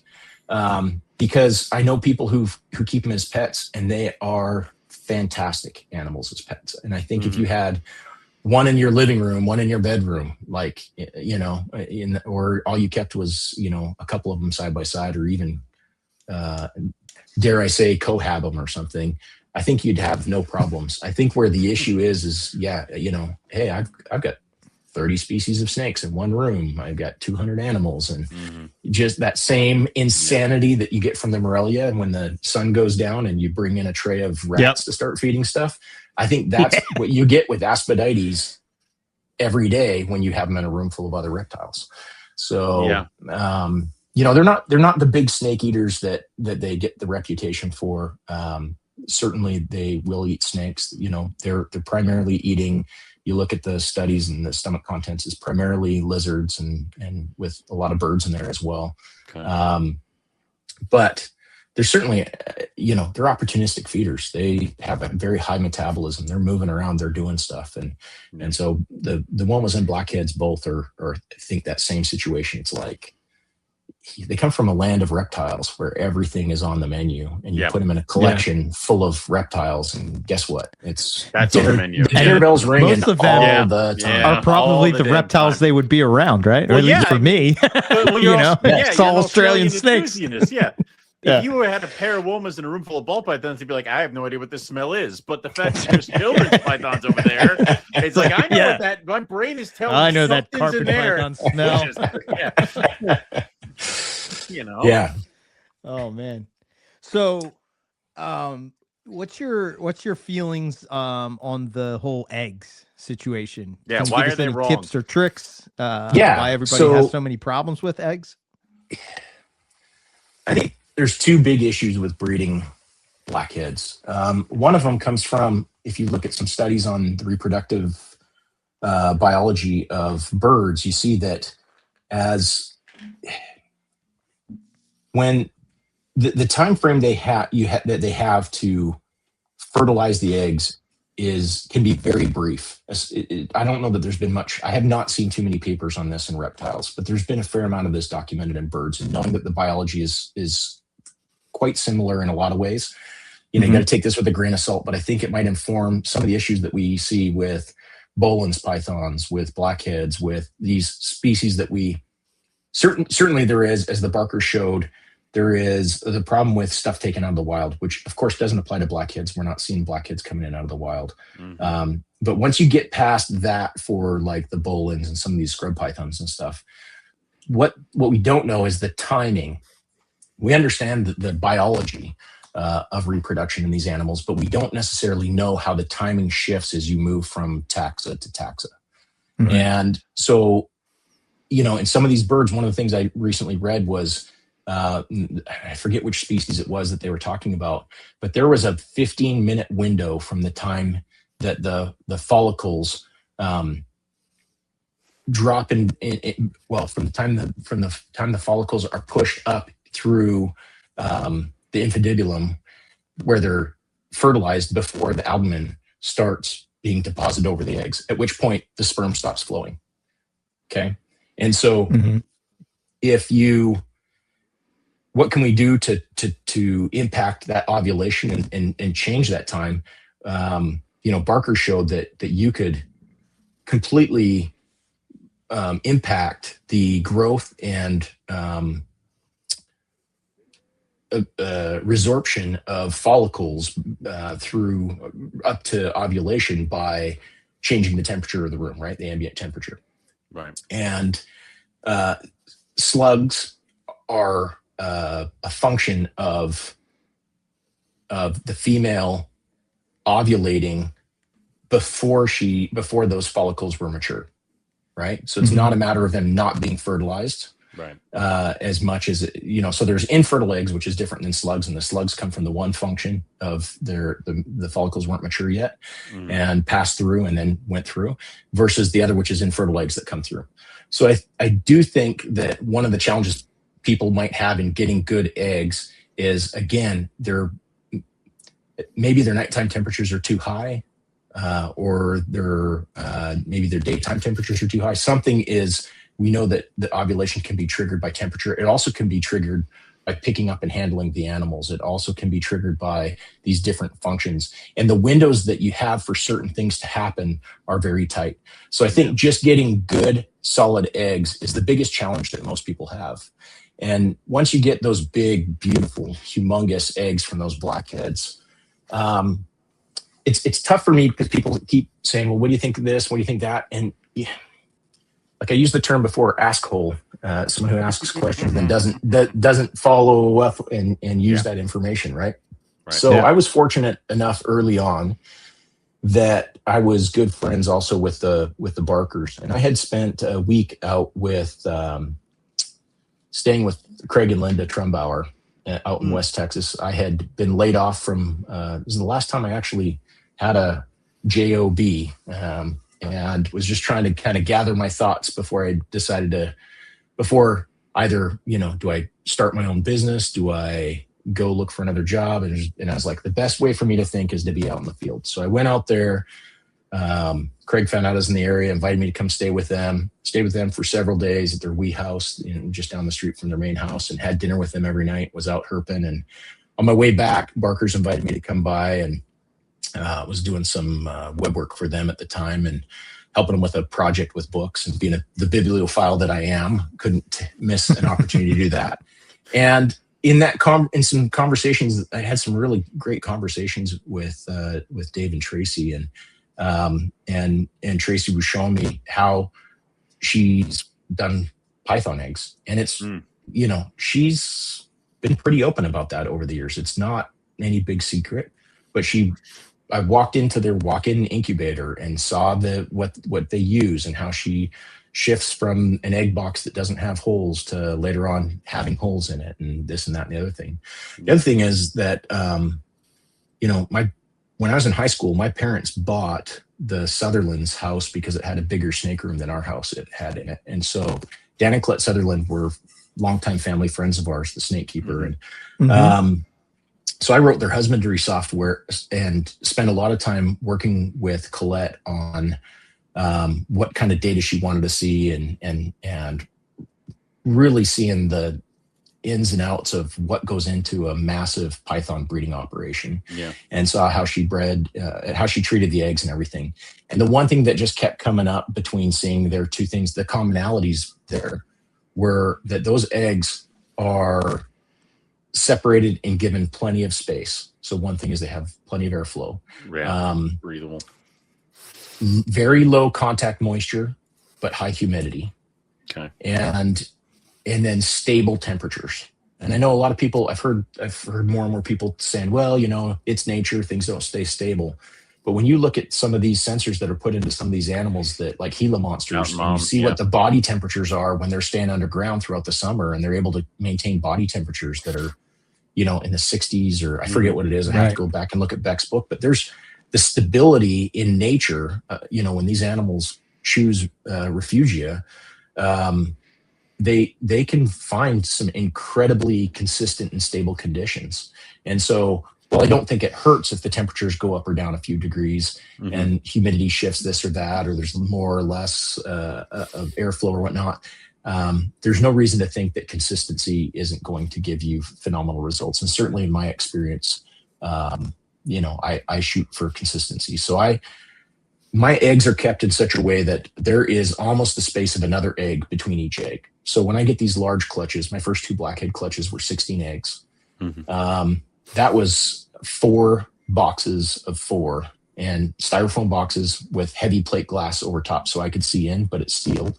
Okay. And then I keep them on vermiculite or a vermiculite perlite mix. And I typically do 0.8 to 1 by weight of water to vermiculite. So just a little bit drier than the typical 1 to 1. And occasionally I'll make the nest of perlite on the top and then set the eggs on top. I've done that. I've done without. I've had basically 100% hatch rate on eggs that candled good. Essentially, if they candled good when I got them, I've hatched everything out. I can't think of a time when that didn't happen. So that's, to me, it seems like that's been the big thing. I've played with temperatures up to 90 degrees. I've gone temperatures down to 84 degrees. Aside from just going insane for the extra 15, 20 day wait for them down at the low 80s versus the high 80s, I have not seen a difference in the temperature. So I don't think it's a temperature thing. But because I do that plate glass on a styrofoam container inside of an incubator, and the incubator, I control thermal inertia. That's been a big thing of me for incubators for a long time. And how I control that is my freezer. I have a freezer that is it's a freezerless fridge is what it is. So think like a standing freezer is essentially the idea. And I fill the doors and every bit of extra space with bottled water. So milk jugs full of water, bottles of water.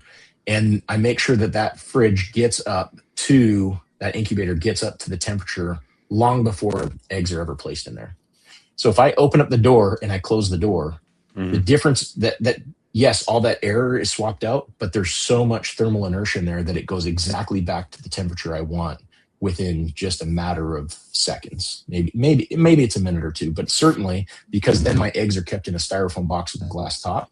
Right. I also put the sensor in with the eggs, as well as a sensor in the incubator, and then a sensor in my room, and I can watch and see what's happening. I think that's one of the things people miss, is that they put a sensor in their incubator, but they don't know what the temperature of the eggs are actually at. Right. Yeah. And so being that I'm doing it that way with that much thermal inertia, there's almost no condensation. So I don't have water dripping, and I don't know that water dripping is a big problem. My first probably 5-6 years of breeding snakes, what we would do is if the eggs started to collapse in on colubrids, we'd spritz them with water. You just spray water directly on the eggs. Put the wet paper towel over top of them. Wet paper towels are basically, I'm waterboarding my freaking colubrid eggs because it's like air exchange is not happening. Right. Yeah. And I've never had problems with that. But if you do look at the eggs, if you look at how the egg shell is structured, if you look at it under a microscope. And this is, as you get to know me, you'll understand that I have too many hobbies. Most people have a hobby where they collect things. I collect hobbies. And I just, I've got, you almost can't name something and it's like, oh yeah, I've done that, or I have that, or and I tried that for a little bit. Yeah, it's just the way my brain works. So I've got a pretty decent microscope, and so from early on, it's like I'm just curious about everything. Apical pits and snake scales. I'm still, it bugs me that nobody's figured out the exact purpose of those, and is there some kind of a mechanism there? Is it helpful temperature, whatever? So, anyways, I'm constantly looking at snake sheds. I'm looking at this. I'm looking at that. But when I looked at eggshell the first time, really kind of broke my brain because it almost looks like a cotton ball. You just see these strands of almost like spider silk crisscrossing over top. Ooh, right? Wow. And so there's lots of air that can go back and forth between them. Yeah. And if you think about it, as soon as, and this is another thing that came up in my conversation with the Barkers when I was spending time with them. If you put a drop of water on that, now you've where the liquid has this air barrier through the shell where air can transpire, but liquid can't pass through. Now all of a sudden a drop of water gets on there. Now you have a pathway that pathogens can, or anything else can pass from the outside of the shell to the inside of the shell. So where you have this antibacterial, antifungal, anti-everything shell structure over the egg, as soon as there's moisture that either comes from the inside of the egg out or from the outside of the egg in, as soon as moisture perforates that barrier, all bets are off and that egg is very likely not going to survive. And so, I don't think the spritzing, or a drop of water or something is necessarily going to cause any problems there. But I'm at the same time not willing to risk it. And after having that explained to me, it makes a lot of sense. Sure. I'd be curious to come back in 50 years and talk to people and see what they know about snakes. I won't be alive then. But it certainly would be interesting to know. You think about when I first got into it, and it was kind of a new thing to know how to pop snakes or even sex snakes and breeding. Yeah. You could count the number of species that had actually been bred in the 70s. It's like, Right. It's all in one crazy hand. to think of where we are today, and it's like, I've kept over 20 species of pythons. I can't even, at one point I tried to make a list of all the different colubrid and python and rattlesnakes and everything else that I've bred over the years. And the list just got stupid. And I just kept thinking, I'd be driving somewhere. I kept thinking of something else. And so I stopped keeping the list. And it's like, but if you go to the generation before, those people who are my mentors, you talk to, the Lloyd Lemkes, you talk to Don Hamper and Casey and Craig. And there's so many people that came from, that were truly pioneers where we knew nothing. And now we have a pretty good idea, but this goes back to what you said, Eric. We kind of getting an idea of what we don't know. And so there's these gaps. We now know where the gaps in our knowledge are. And I would love to delve into that. We know tons about ball python reproduction, and the best, the best book on the subject is on python reproduction is a ball python book, is Barker's ball python book.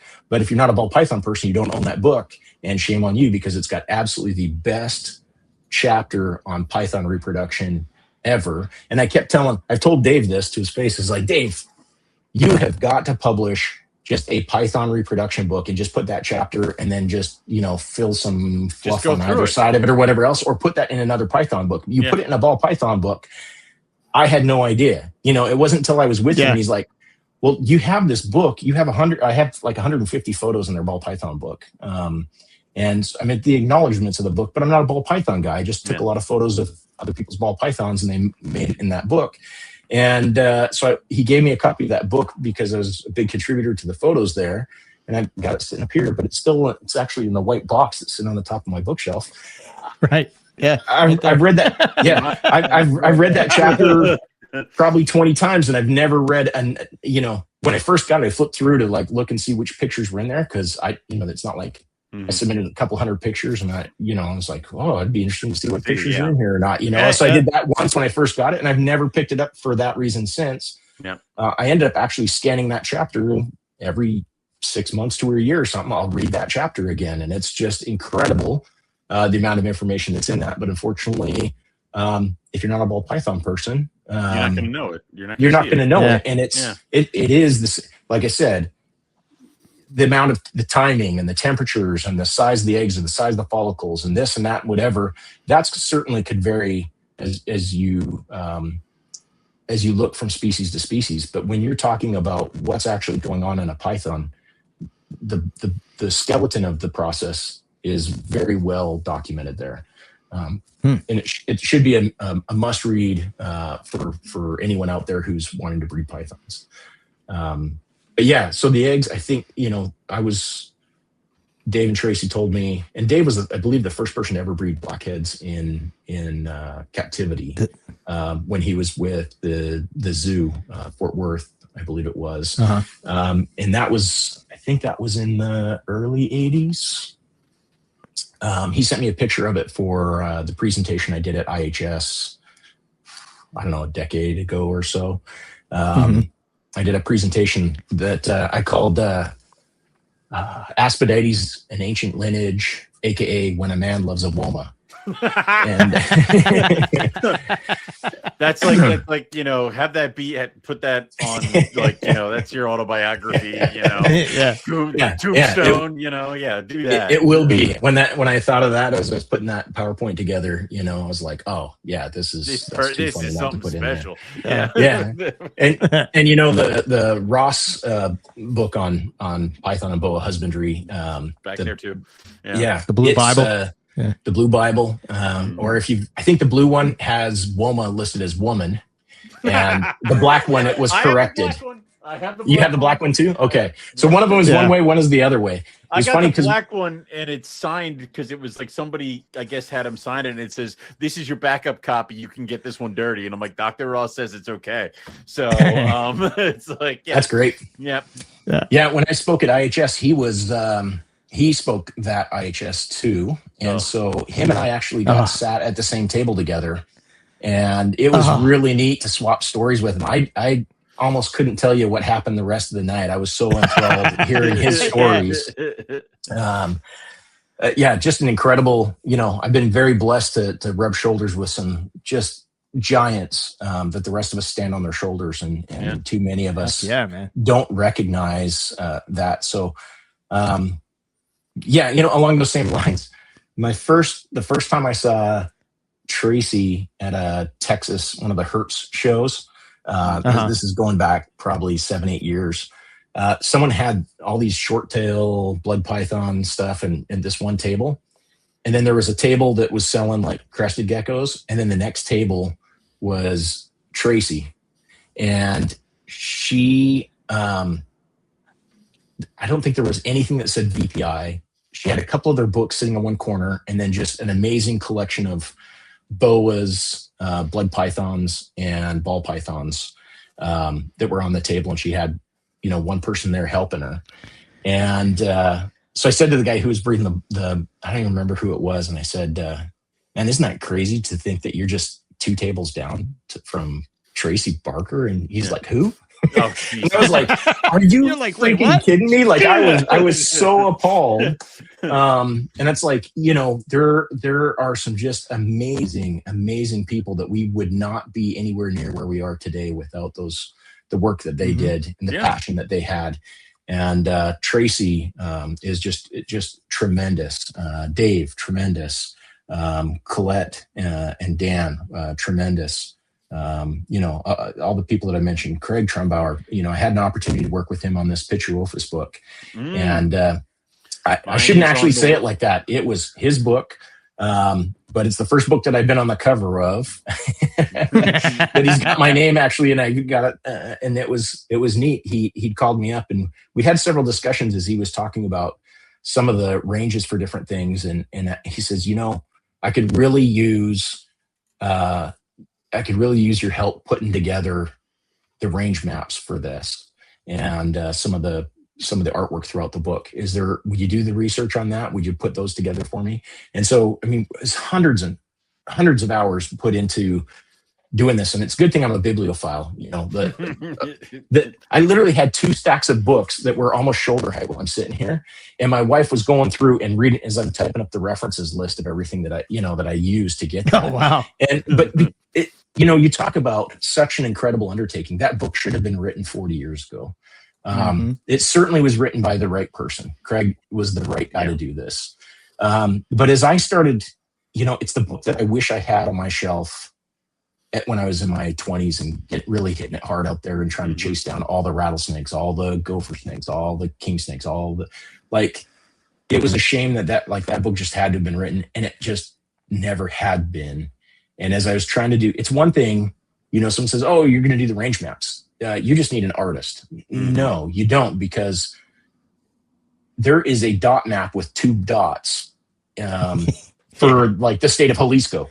There's a dot map with maybe 4 dots for the state of Tarahumara or Querétaro or this or that or whatever. As you go through all these Mexican places, you look at how few black pines there have been found. How few, and I live 20 miles from a historical record of a Louisiana pine, and you start looking at this, and you go and look at INAT, and you, especially some of the western gopher snakes, there's like 30,000 gopher snakes that aren't even resolved past the genus or the species level. They know the Pichuo catenifer, but we don't know, are they catenifer, are they, so you have a species that at least in the western half of the country is incredibly common, and there is no book. There is no book until now, right? Until now. Yes. Right? This is the book, and Craig was the person to write it. So when he said, "Hey, could you do this?" It was so much work to dig through all that and to find the experts in very small areas and try to piece what this guy who knows what's going on in Washington and this guy who knows what's going on in Oregon. Now, how do those lines line up? Now, this guy who knows what's going on in Canada, this guy who, I keep saying guys, there's some, just these different people, the ladies and gentlemen who've spent a lifetime being passionate about these animals and digging through not just iNaturalist, but the Global Biodiversity Information Foundation or facility, and the various databases that try to put together all this data. And it just blew my mind how much effort it was. And I felt so bad as I worked on this for the crap I've talked about other range maps and other books. This is humbling. This is quite humbling. Yeah. It truly was the most humbling exercise in my life, because even before you create your very first map, you've got to say, how am I going to present this in a way that's going to tell a story? And what is the story that I want to tell? Right. Is this is where they are, this is the only place you can go find them? Or, and these are actually 2 very opposite things, or if I happen to be in this part of the world and I pick one up, it's going to be this.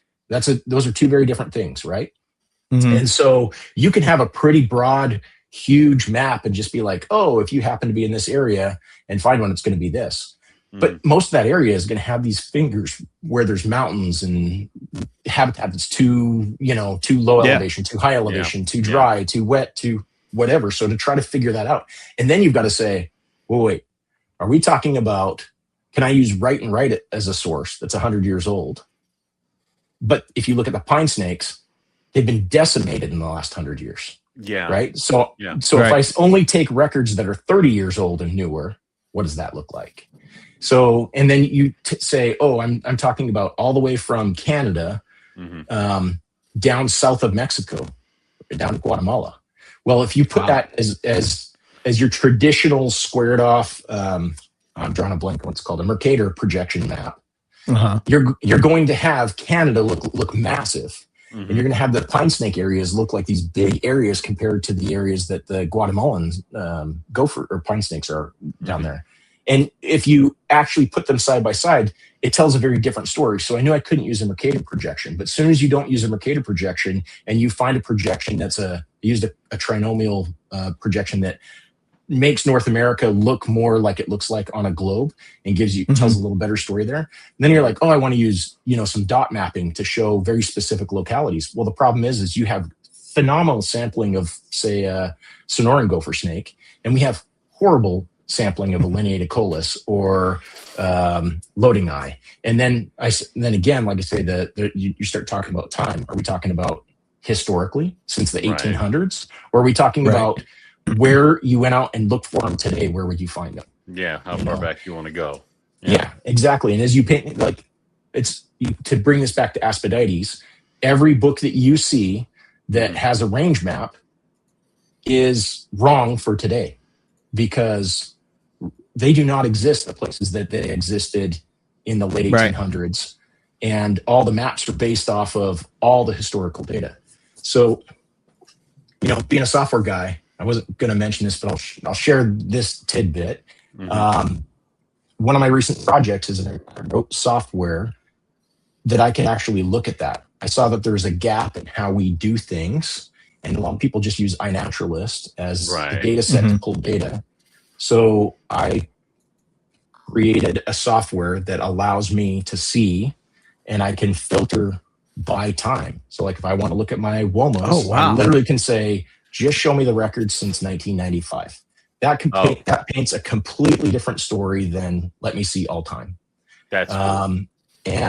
And it pulls from all these different databases, and I can then go in and say, hey, I know that everyone's using Damien's paper right now, and everything's children eye in Anchorage in Australia right now, right? But he also says that there's 4 groups. Well, I took that, and with my software, I can go in and I can say, hey, this is group 1A, and this is group 1B, and this is group 2A, and this is group 2B. And I can look at it, and then I can overlay, and I can say, hey, look, I can see that there's differences in soil types. There's differences in the drainage regions. There's differences in this and differences in that. And I can start to see why, the phylogeography of the area. I can start to see why there's differences in these things rather than this. That's awesome. Yeah, it's pretty cool. So, I'll find some awesome. time if you want to see it. I'll give you a showing of it. But it's something that I'm not ready to give to the world because I'm afraid of how it can be abused.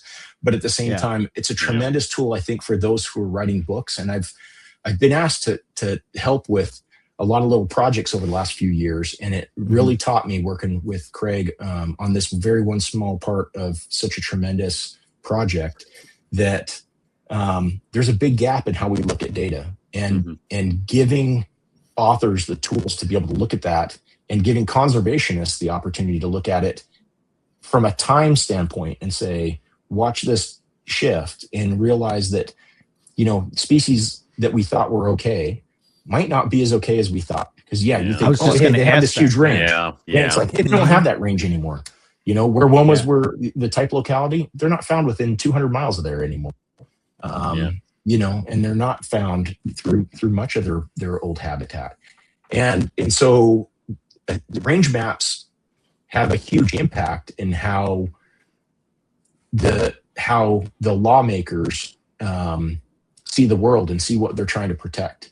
Right. And I think And I think that I'm really struggling as I get older. I want to give back as much as I can, but I can't give back the same way that people gave to me. We just don't live in the world where I'm comfortable opening my collection to people I don't know to come in and see stuff. Right. Yeah, we would rob you. We would rob you immediately. It was. You're right. You're right not to trust us. It's that. Yeah. You would be tied to a chair, and I'd be like, it's not just you, Owen. There's a couple of other people I don't trust too. I would have accomplices. I'd be like, I'm putting together a team, and I would get a list. I already know, and I'm sorry for that. Yeah. So I think that. As I see those gaps, as I see that, I think that's one area that, because I'm a data guy, I'm used to looking at massive amounts of data and for clients, and binning it. You would call taking that large bits of data and putting it in bins where you can then sort it. That's essentially what taxonomy is. Yeah. And so I'm like, well, what if I took what I know about being a data manager and architecting data schemas, and I applied that to what I know and what I want to learn about the various species. And this transcends, reptiles. I love my spiders. I'm into plants. I just spent a bunch of money on geology books. Like, I'm just constantly, I just can't get enough of the natural world, right? That's all of them. I mean, are you interested in plasma? Can we get you a book on that? Or at that point, you're like, I like rocks, I like animals, I like plants. I'm like, virus. So my father, as we were hunting, would road cruise at nights. We would have conversations about basically 2 things. So his 2 things he really studied in school that he really loved was physics, and the other was religions of the world. Okay. And then he, like you say, he worked with Interpol and spoke multiple languages.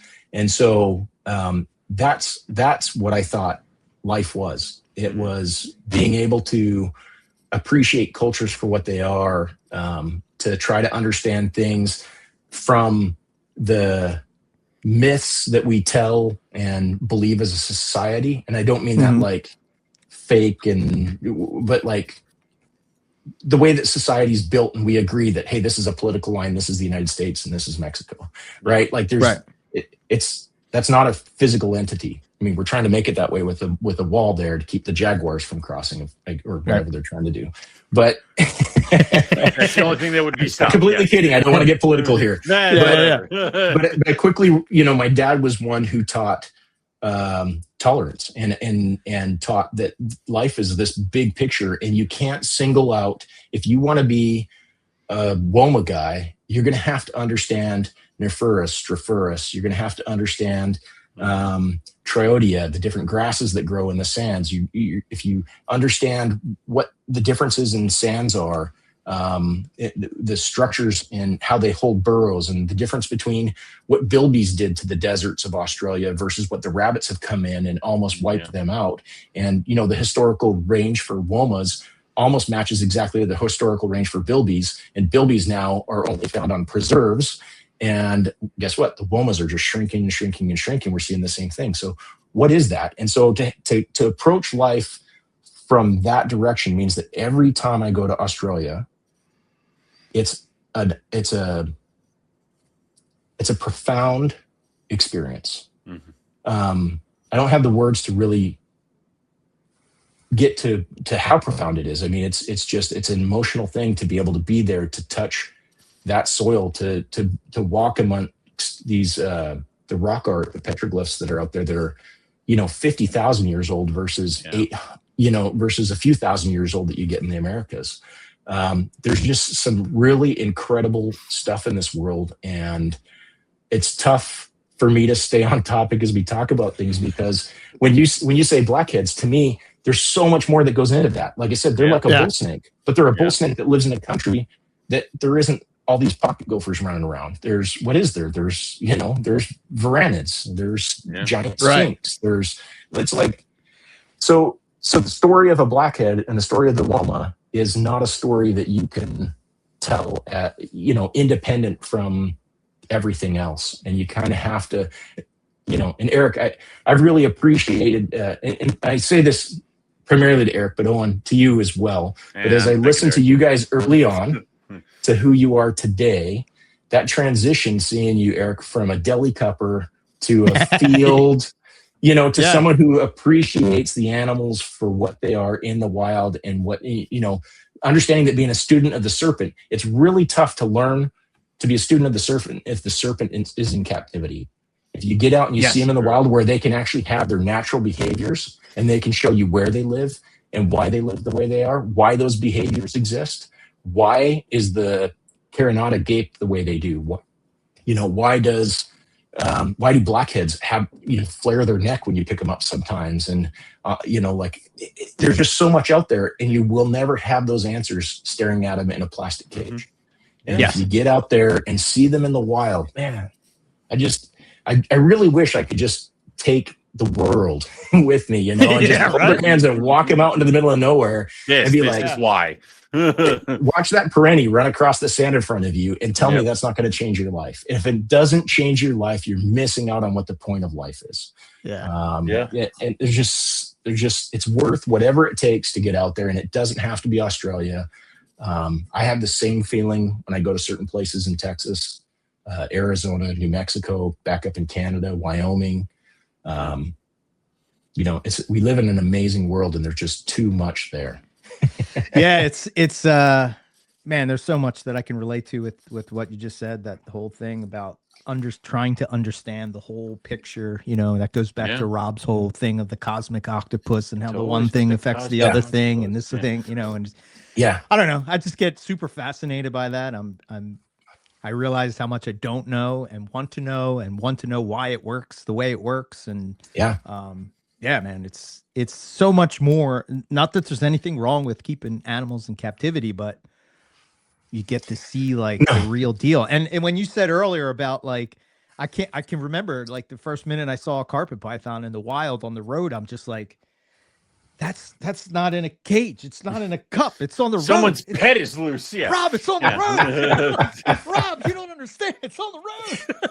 And then picking it up and it's biting the shit out of me. And I'm just like, oh, this is so great, And it's just, it was amazing. I can't put it into words to where people will be like, yeah, I got to do that.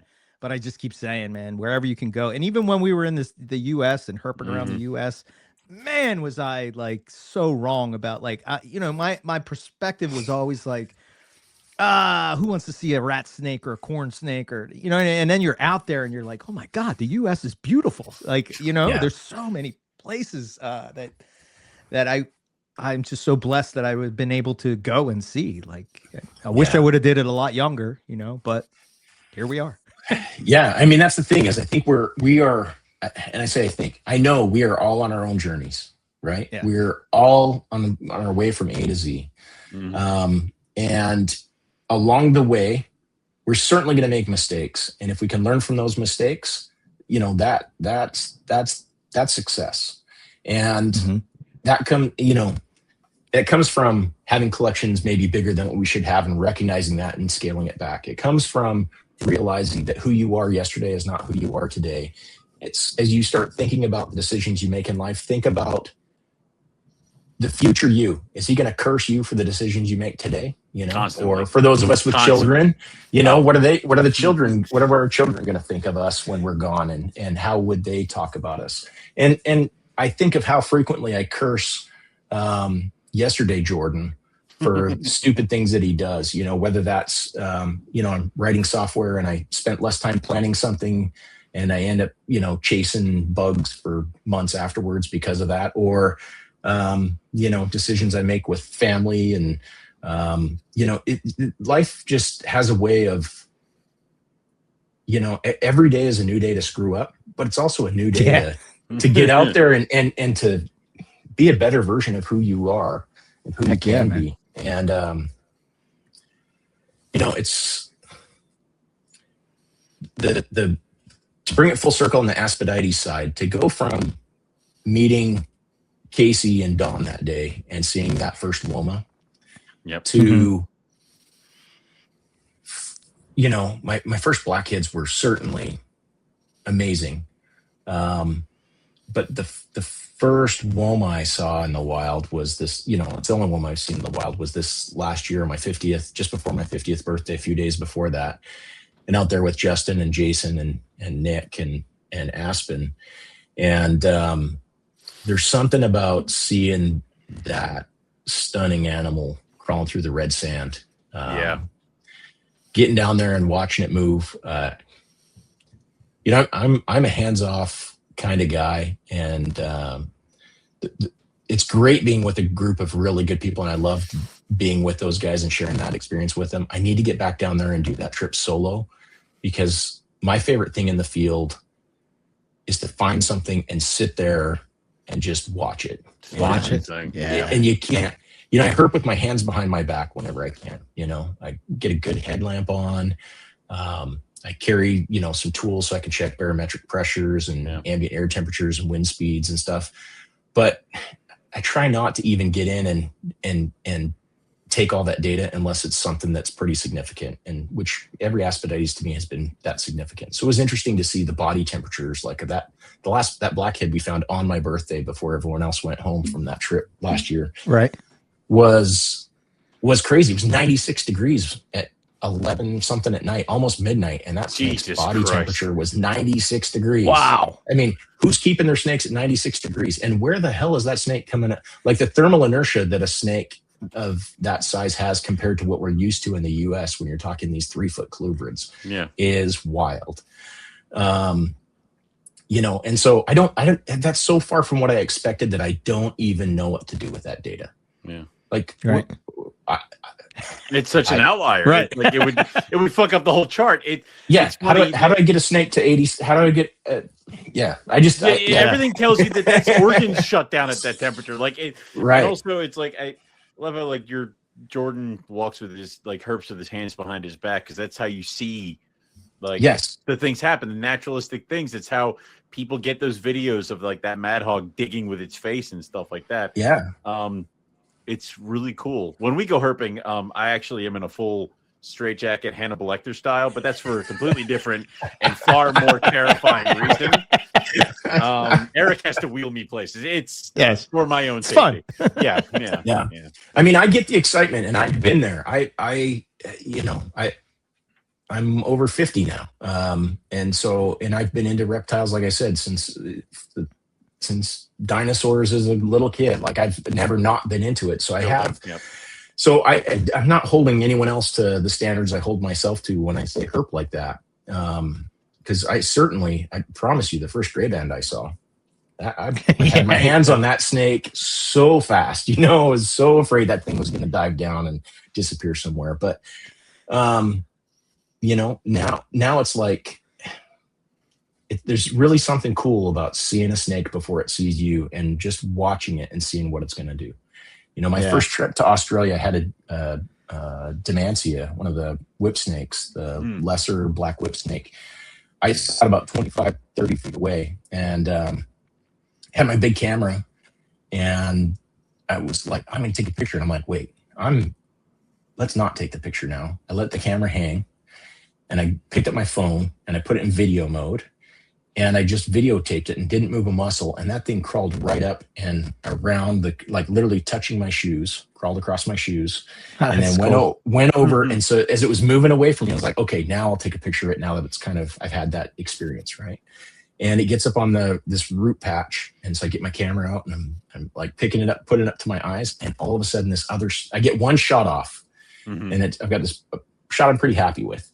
And then as it keeps crawling over this root ball, all of a sudden this other snake comes out, and it happened so fast. And I still don't know, was it a brown snake or another Demantia? I don't know.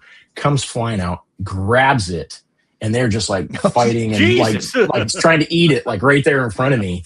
And I'm like, do I go back to try to get video? Do I go up there and try to separate them so I could see what the other species is, and so I could, have a natural history note to say, hey, this is what it was going on or whatever. It's like I'm just going to try to take a picture, So I take a step to the side, and so I take a step to the side, like it's in this creek bed and just all this, dry brush, and I step and just crunch, and all of a sudden both snakes, like the one snake lets go, both of them kind of look at me, and then both of them disappear down in the root ball and never saw me. Wow. Like, and it's like I was fishing one time and saw a coral snake swimming across the pond, and I was like, oh, that's crazy. Set my fishing pole down, and I go over and I stack, which is like a sniper term, stacking behind trees so that people can't see you, you know what I mean? And so I stack behind this tree, and I'm just sitting there, and I watch this coral snake swimming through the branches, and he's like keeps swimming towards me, and I'm just standing there. And I get my phone out, I start taking video, and it crawls right up, literally crawls over the toe of my shoe. It's actually, I think it's the same pair of shoes that the Demantia crawled over. Over the toe of the shoes, crawls right past me. And, I've had that experience with rattlesnakes. I've had that experience with several snakes before. And it's just so cool to be in their presence and to experience that. And if I got excited and tried to catch one of those or tried to, wrangle it for a picture or try to do something, then all I've got is a snapshot of that animal versus being able to actually, I had never seen a coral snake swim before. That is so crazy. It's such a frenetic thing when they're in the water. It is not like the graceful Nerodia swim. Oh no. Yeah, no, it was the crazy, like frenetic is the only word I could think of. It was just like a spaz. That thing was just like it was swimming through lava. It was like, get me out of here kind of thing. It was like going to beat hell. It was crazy. But it's just, get out in there and seeing things and making these observations is so cool. And the less you interact with the animals, the more you're able to observe their behaviors. And then, to the point that the question you asked early on, Eric, is then you can take that information, you can bring it back into your collection, and you can use that however you would. Like I would never thought of, there's a lot of things about coral snakes that just blew my mind when I moved to Texas and actually got to see them. It's one thing when I'd see them crossing the road at night, you see them night cruising. That doesn't tell you anything about their natural history. Buying 10 acres out in East Texas and finding out that on my 10 acres, aside from Nerodia, they're the most common snake. But even yet, you only see them when it's cold out, was a revelation to me. It's wild. and they're just really such a neat species. But I've found that over and over again. I could tell you stories like that for hundreds of species that are out there, and it's just a really neat thing to get out there and do. And that is the challenge with having a big collection, is I just want to be in the field. Now that my son is 8 years old now, my daughters are, adults now, and they're kind of doing their own thing. Though my 18-year-old, she's about to be 19 here in a week. She really enjoys the geckos. So taking them to Australia and her seeing those geckos in the wild, a big old Underwoodosaurus on their second night out there. That's awesome. That's awesome. Was incredible, right? Yeah. But now with my son, he's just at that age where, his wall is covered with all those Jurassic Park dinosaurs, the 3-foot tall raptors and whatever else. And good. And his favorite snake is this little hognose snake that a friend gave him. We were over at this friend's looking at his collection, and this baby hognose he pulled out and handed it to my son and started digging between his fingers. And he's like, "This one's name should be Diggy." And he's like, "That's a great name for it. You can keep it and you can call it Diggy." Yeah. Oh, wow, so that's awesome. I don't keep any other hognose snakes, but they've always been a favorite species of mine. I've kept and bred quite a few of them in decades past. But my son is just so excited. Anytime someone comes over, he's like, "Dad, can I show him Diggy?" And I'm like, "Heck yeah, go get Diggy out." Yeah, show him off. And that must be awesome, because now you're kind of full circle with you and your dad. Now you're in the dad spot. Yeah, that's pretty awesome. I know when we started, you said you wanted to hear the story about the Gammons pythons, and maybe this is a good transition into that. So, I went out with Justin in 23, and he had invited me to come down because he was going to be in South Australia for a week, and I was like, well, I've never wanted to hurt South Australia. I'd eventually get there. But my list of places to go is it's all up here. It's all up there. Yeah, it's Alice and North. Yep. I got 100 trips I want to make up there before I want to go to South Australia. Yep. But he invited me to come, and I'm like, well, it's an opportunity to get back out in the field with him. I've only I did one very short herp trip with him in Southern California.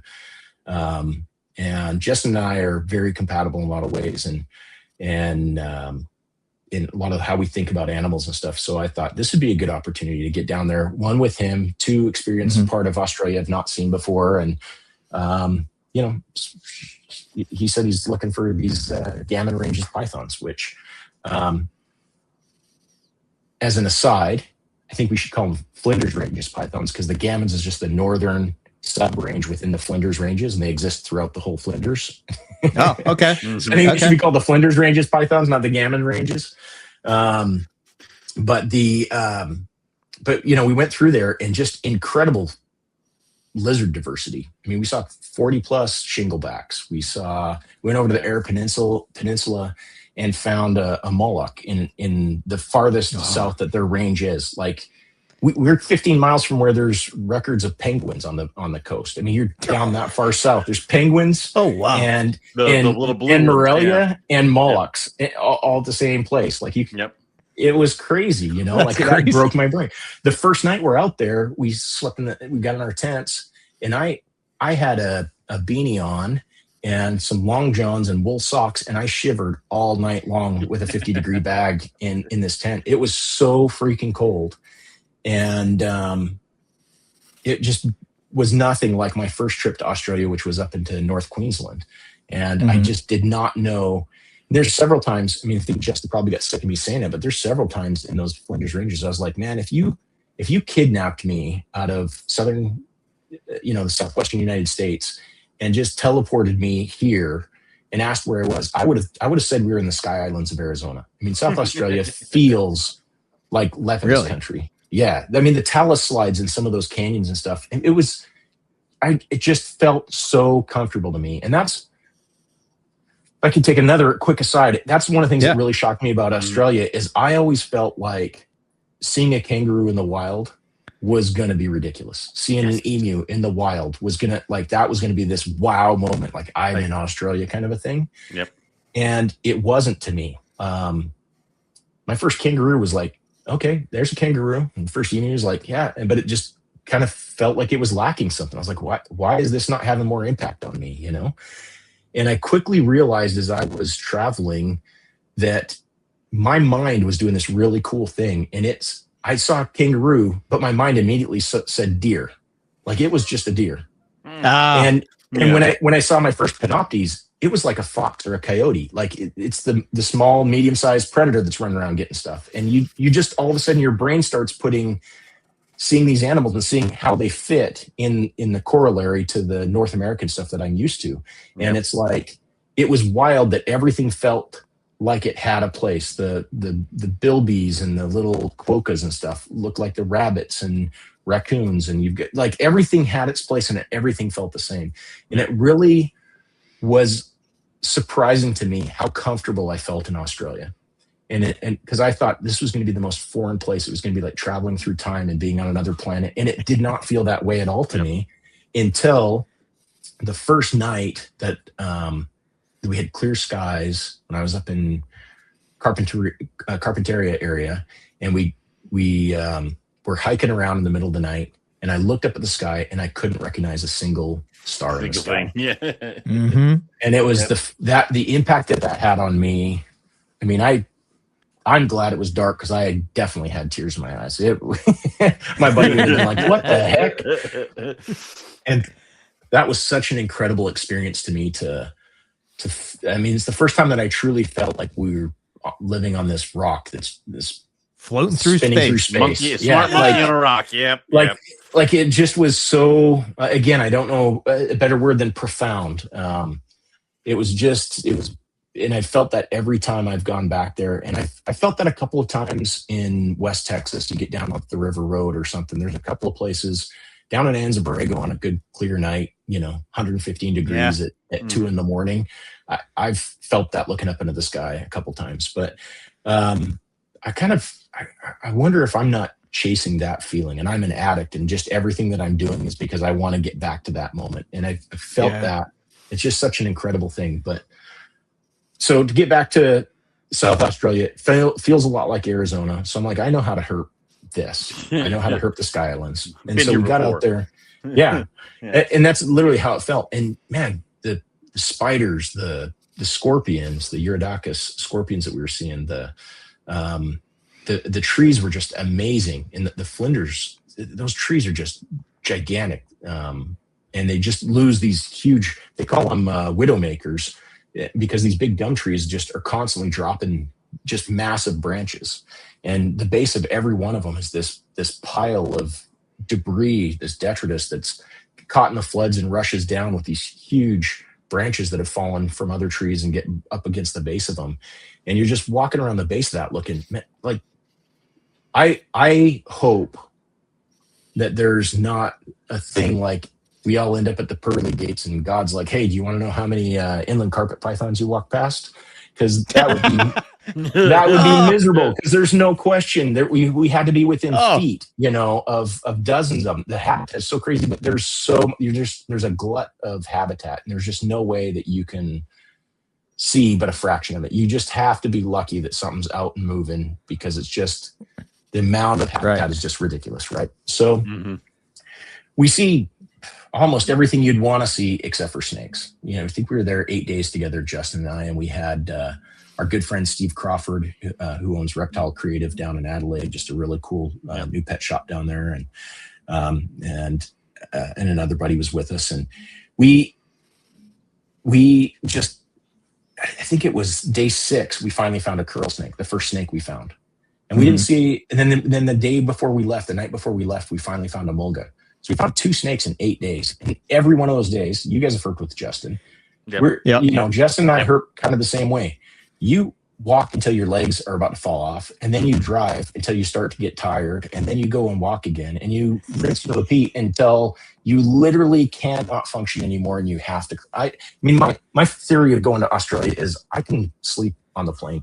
I'll sleep when I get back to the States. I can sleep. I do not need to sleep when I'm in Australia. And so I herp and I live off of like 4 hours of sleep, and I'm all right doing that because I am so pumped to see what's around the next corner.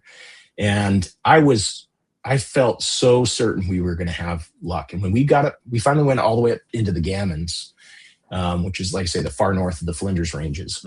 And it's one of the darkest skies on the planet. It's a World Heritage dark sky site. It's like without a moon in the sky, you could turn off your lamps and you could still walk around under the light of the Milky Way. It was the Milky Way is so bright. It was crazy. Awesome. So, man. But yeah, 8 days, 2 snakes, lots of cool lizards, but nothing. Like just cold at night, hot at day during the day, and we just struck out on snakes. There's just nothing out there. So, and I had told several people. I remember I was talking to Michael Pennell and told him about. I was down there.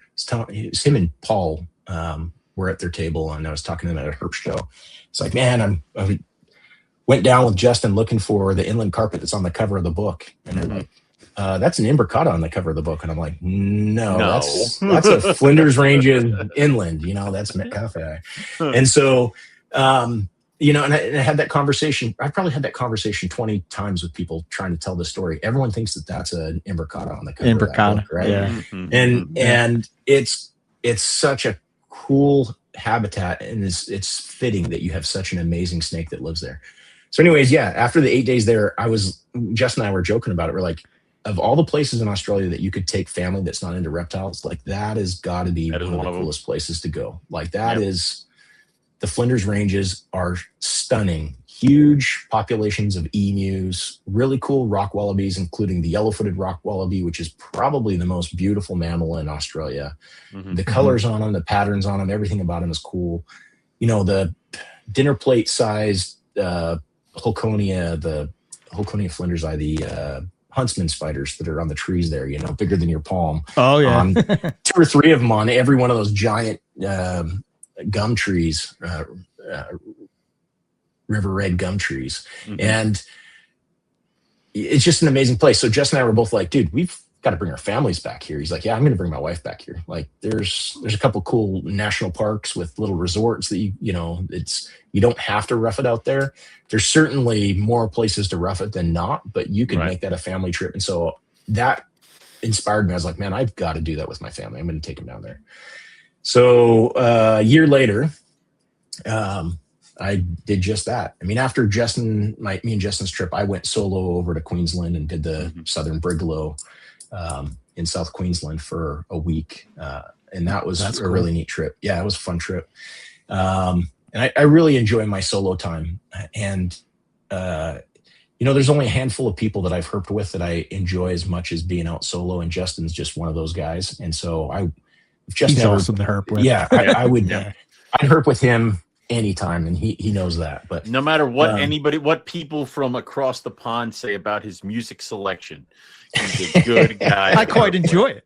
I enjoy his music. And him and I, our birthdays are like a week and a half or something apart. And I don't know if there's some age stuff that went into that, and both being West Coast boys of the 70s. But I enjoy his music, and it's different enough from what I choose for myself that I don't feel like it's just the same old. It's, there's those songs that you like, but it's like, but I'm not feeling it right now. Yeah. Like his stuff is enough. Like Jason Hood called him the king of the B-sides or something. It's like the guy, they're bands that I like, but maybe songs I haven't heard. And that's what his playlist is. And so I'm down with that, man. And I've told him that's like, and on the last day, it's like I always equate a song with a trip. Like, so like there's like a soundtrack to the trip almost, so like when I hear that song again, it takes me back to that trip. And because it's a song I don't equate with something else, it means more to me, Oh, absolutely. I'm such a big fan of cut you off and jump in. No. And that's a better direction than I was going to go anyways. That's such an important part to me. I mean, music is really the soundtrack of my life, and I have equated that. And so I love when I'm in a different place listening to different music because of that reason. I can have my song with that place. And so I do love that about being out in the field with Justin.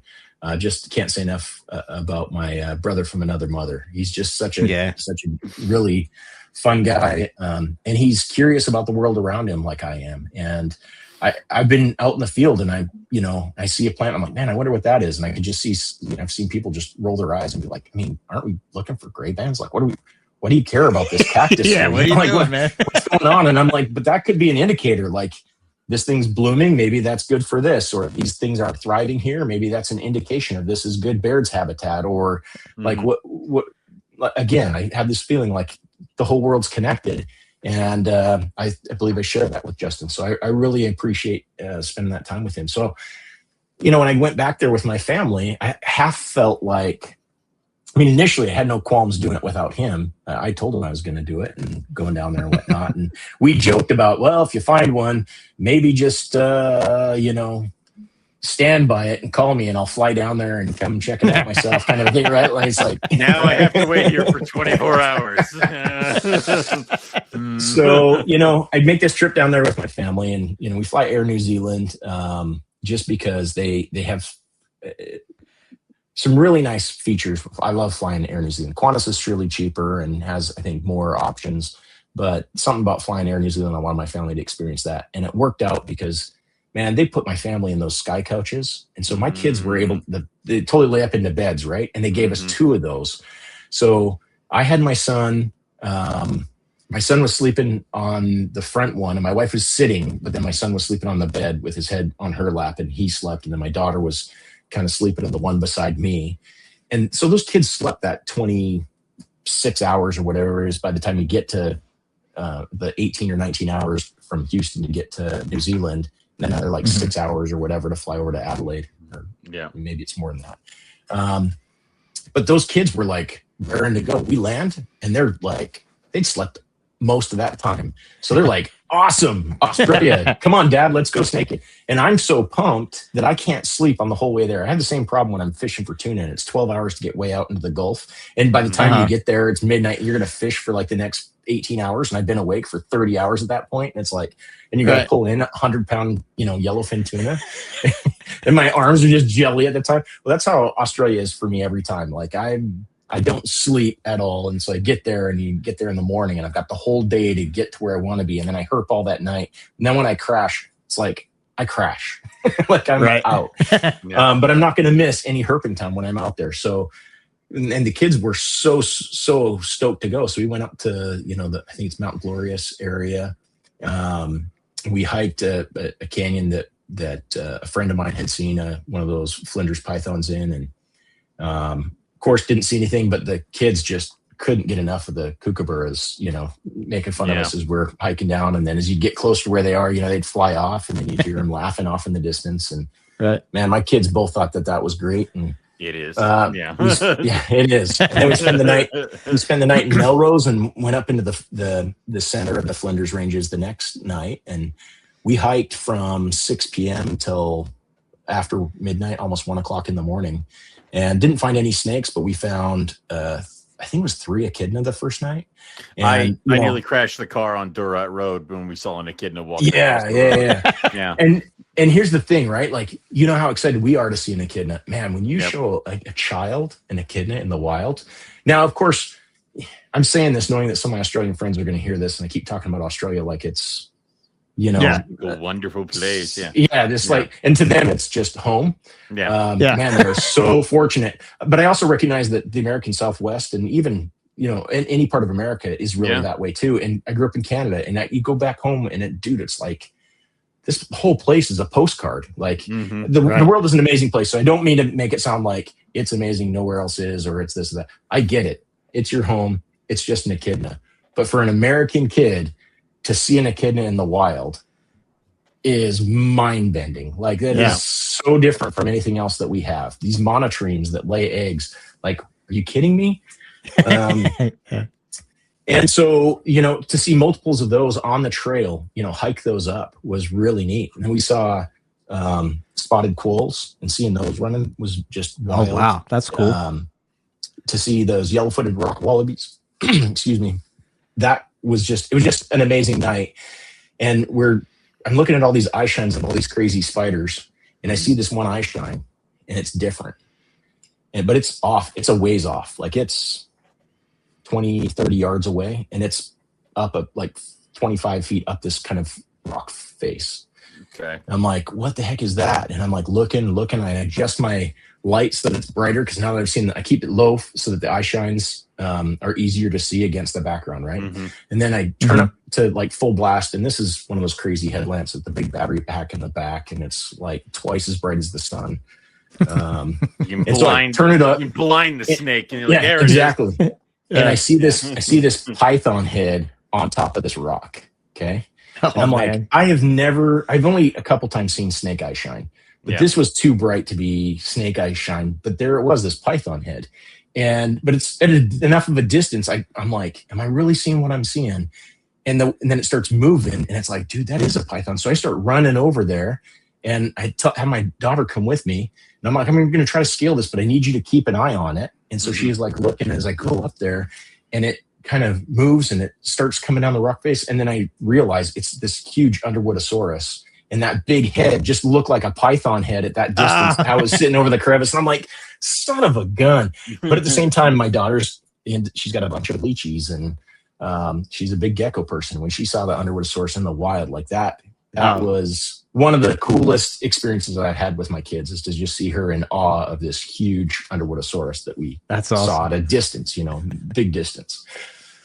But anyway, so that night goes by and kind of struck out. The next day we go and check out some of the geology. You've got the Ediacaran spike, where they had discovered the new geological era that was through that region. And it's kind of it's certainly pre-vertebrate life. You had just had I think it was pre-multicellular life in the Ediacaran. And so being able to see that, where they first discovered that, and there's a spike in the ground, took the kids there, and we talked about the geology of the area. And it was a fun time. But then at nighttime, I'm like, okay, let's go back to an area that's more Morelia. In the Ediacaran area, there's been several of those Flinders pythons seen there too, but it's very dry, very open. And so I wanted to get back up into the forest. So we get up to the forest, and we'd just eaten dinner. We get out of the car, and my son, who is 6 at the time, and he says, "Dad, when are we going to start looking for snakes?" He was just done with this, having to eat dinner thing. It's like, let's do this already, right? Yeah. I was promised snakes. Yeah. And so here's this 6-year-old boy with his dad and his big sister and mom behind him. And he's just so anxious to get out to this trail. And we just parked, and we're starting off on this trail, and then we were going to kind of make our way down through this area. And as I'm telling him, I said, "Son, I mean, any second right now," and I got my hand out, my finger pointing, and I pointed at the trail. And I said, "Any second we could look up the trail, and there could just be like a 6-foot python stretched across it." And as I'm saying that, I'm looking past my finger, and there is a 6.5, 7-foot python. Oh my God. It's bright orange and yellow and black. Like that. Right there, like right, literally where I'm pointing. And I'm like that one there. And so I grab my phone, I put it on video, and I'm going up, and my son's like, "Pick it up, Dad, pick it up." And I'm like, "Shh, we're not picking him up. Let's go look at him." I'm like trying to get him calmed down. I'm like, we're observing the animal. We're not in it. Like, I want to teach him the way that I'm doing things, right? Yeah. Like I'm trying to start him young.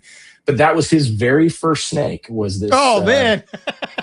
I say very first, his first Australian snake that he got to see up close. Yeah. And his first python, first snake in Australia, and it happened to be this incredible snake. So I photograph it, it crawls off, it goes under this tree, I get some more pictures with the family standing behind it. And it's like 15 minutes have gone by, and I can see that I'm the only one that's still super excited about this. And they're already like, "Okay, Dad, you told us we were looking for pythons. We found one. Now let's keep going and see what else we can see," kind of a thing, right? You don't understand, son. Yeah, it's like killing me, like this is, I would do anything to have sat there for hours. I would have sat there until that snake disappeared. I would have been there watching it and don't you understand? Right. So I had to balance that, right? It's like, I could end up with a divorce, and the kids wouldn't be interested in it anymore, because they're like, "Oh, Dad's just going to take us out here and stand there for 5 hours." It's like, this is't fun.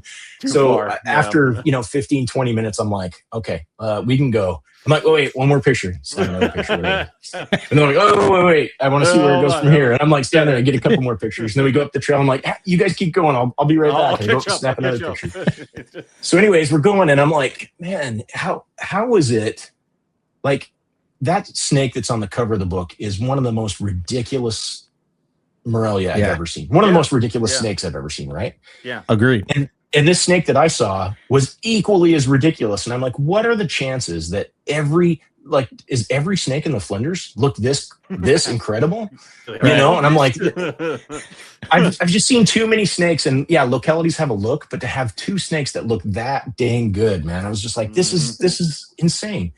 So we hiked for another 5.5 hours. I can't even tell you if we saw anything else the rest of the night. I was still just replaying that experience in my head. We get back to the vehicle. We get back to the place that we were staying. We climb into bed, and I'm just sitting there laying in bed. Well, first of all, when that happens, I immediately try to reach out to Justin. I see it. I shot that video. As soon as I stopped shooting the video, I'm like texting Justin. Of course, I got 0 bars. I'm in the middle of nowhere. Now I carry a Starlink with me, and I can take video conferences in the middle of nowhere. But Right. 2 years ago, I didn't have that. Or a year and a half ago. So I'm out there, and I'm like, dude, I can't get a hold of Justin. And I'm like, I had like 1 bar all of a sudden popped up, and I'm like, I gotta share this with Casey. I send a message to Casey. Somebody, and then it's like, doesn't go through. I'm like, dang it, man. I was like, okay, well, as soon as tomorrow I'll get out and I'll see whatever. So anyways, so that night I can't sleep at all. I'm just like going through my head. I'm like, there's something about that snake. There's no way that could be the same snake on the cover. I knew where that snake was found, and I was within 200 yards of where the original snake was found, but it was also 6 years later. So the chances of 6 years later, 200 yards, that it's the same snake, but there's always the possibility, right? And so I'm like, man. So the next morning, we were staying in the national park. So I go down to the national park headquarters because they had Wi-Fi there. So it's like 5 a.m. I've maybe had 45 minutes of sleep. But I just have to figure this out. So I get out there and I text Justin. And I'm like, hey, can you send me a picture of the cover of your book? And he does. And I'm like, bro, you're not going to believe this. And he's like, he tells me later he was already looking at flights. He's like, I'm coming right now. Yeah. Stay there. So I'm glad I went and because I didn't take too many top down shots of it. Most of my shots I'm getting real low. I love, shots of the face of the animals. And there's something about that snake that just, those older Morelia, how they have their nostril scales, how they kind of flare out, and they just have this, this very 3D big look head. To them. Big heads, and every scale almost looks like osteoderms in a Gila monster, right? Just this crazy. Yep. So I'm just like getting up in the space. So one of those times when I was like, told my family, I was like, I'm going to grab one more picture. I went and took a top-down picture of it. And I'm glad I did it, because you could tell from looking at the other pictures, but there's the one picture I took with my phone, and you look and you can see every single spot matches up to the kind of snake all the way down that you can see. It's like, it's it. So, our second night, 30 seconds into the trail, it was laying across the trail, just begging. And so that was my son's first python. So by the end of that trip, I think he had 8 species of pythons under his belt. Oh, wow. So not too many 6-year-old American kids can say that, right? So that is a good start. Yeah. Yeah. And we're working on the rattlesnakes of the U.S. as well, and he's got a bunch of those. So he's got an interesting iNat account we're working on together, and we've spent a fair amount of time in the field together. So he just turned 8 years old in January. I'm excited about. I'm excited to get him out and do some hardcore, father-son tent herping, do some big stuff in the U.S. for the next couple of years, and he's got a little more age to him to where he can really put up with some of those Zoolander death marches. They are. Yeah. As soon as he can put up with that, then I'm going to get him down to Australia solo with me. But man, what an experience! And that snake, I just can't say enough of it about how incredible that experience was. And then, Matt Somerville is the person who found that snake originally and took the photo for the cover. And so, as this trip that I did with my family, we did 12,000 kilometers. We herped South Australia for a week. We went up and did the Kakadu area for 5 or 6 days. We went over to Kundanura for 3 or 4 days. And then we went over to Cairns and went up into Cape Tribulation and spent time up there. And my son got to see a 10-foot scrubby in the pouring rain. Nice. One of those, huge tree frogs, the giant tree frogs down there, and that have changed their genus like 4 times in the last 5 years.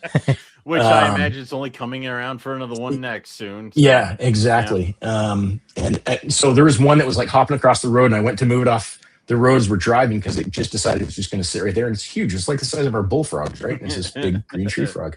So I go to kind of move it, and I'm there, and I'm like, well, I'll just show it to my son. It's pouring rain.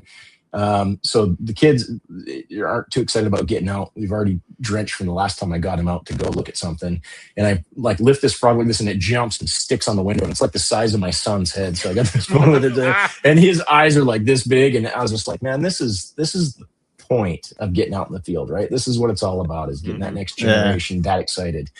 I just can imagine me at that age, man. That what a dream. But I get that big. And then the next day I got to meet Matt in person. Oh, nice.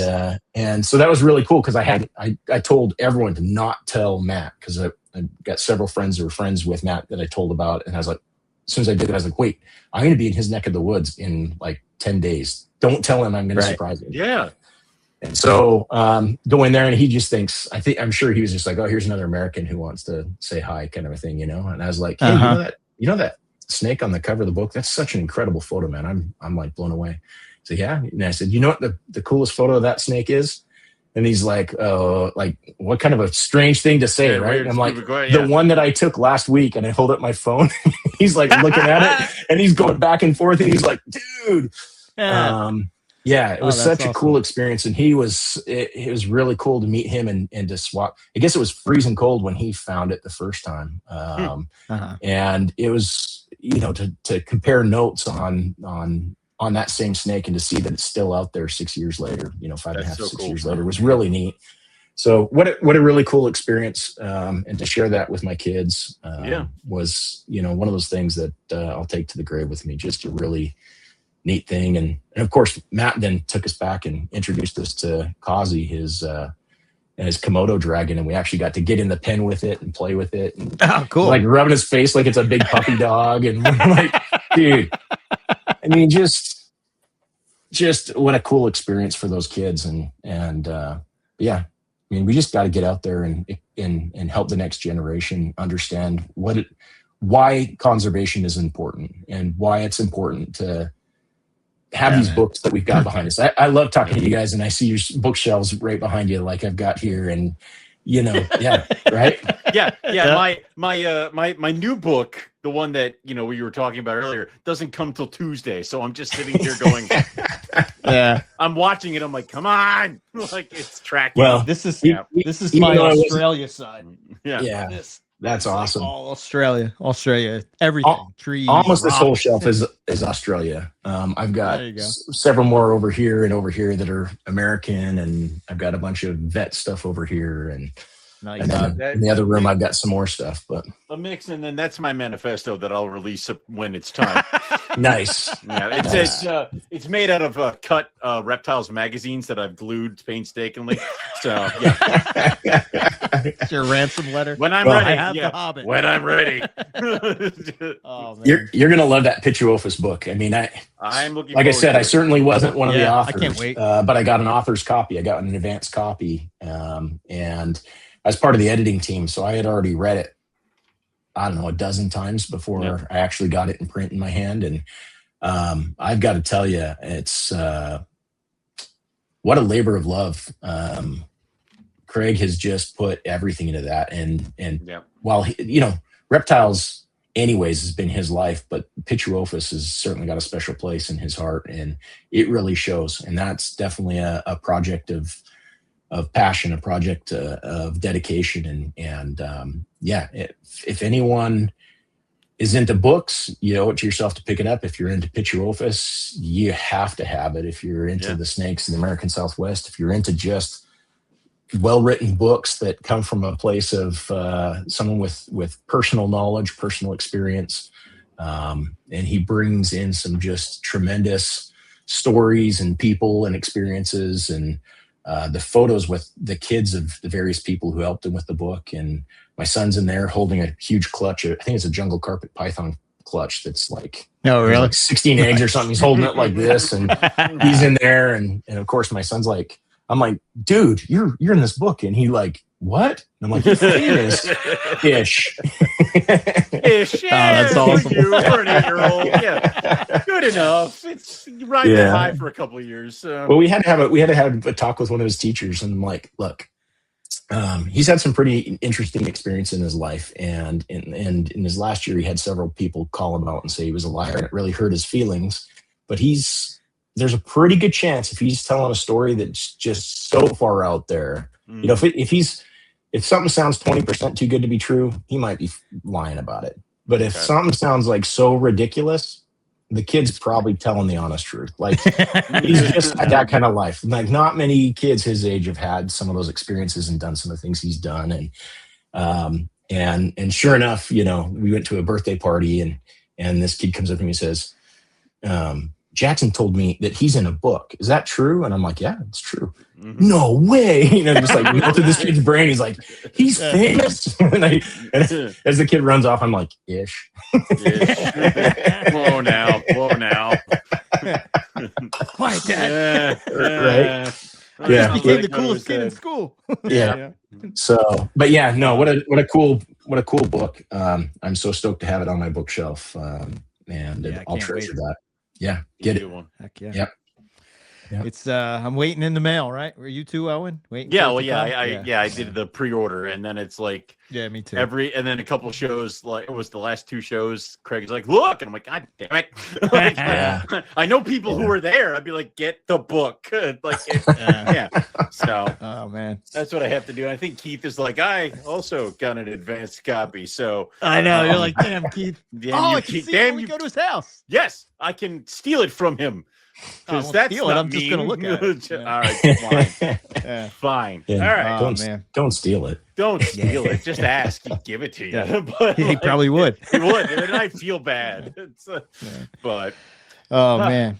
All right. Well, I guess we can wrap. We got to have a round 2 at some point. Yeah. Well, I mean, like 2.45. You should probably wrap it up now and then come back for a second dose. I mean, my God. Yeah. We didn't even talk about the genetic blackheads. No, I mean, there's so much to talk about, man. I mean, that's kind of the problem with being in it as long as I have. It's I always feel bad coming away from any conversation, and certainly those who've had me on their podcast know it's a lot harder to get me to shut up than it is to get me to talk about stuff. No, because then we can milk you for multiple episodes and we don't have to work. That's right. This is what we want. This is perfect. I'm like, let's get Jordan and Justin, and then Eric and I can just mute ourselves and like have like still frames as you guys just go. Yeah. I love that.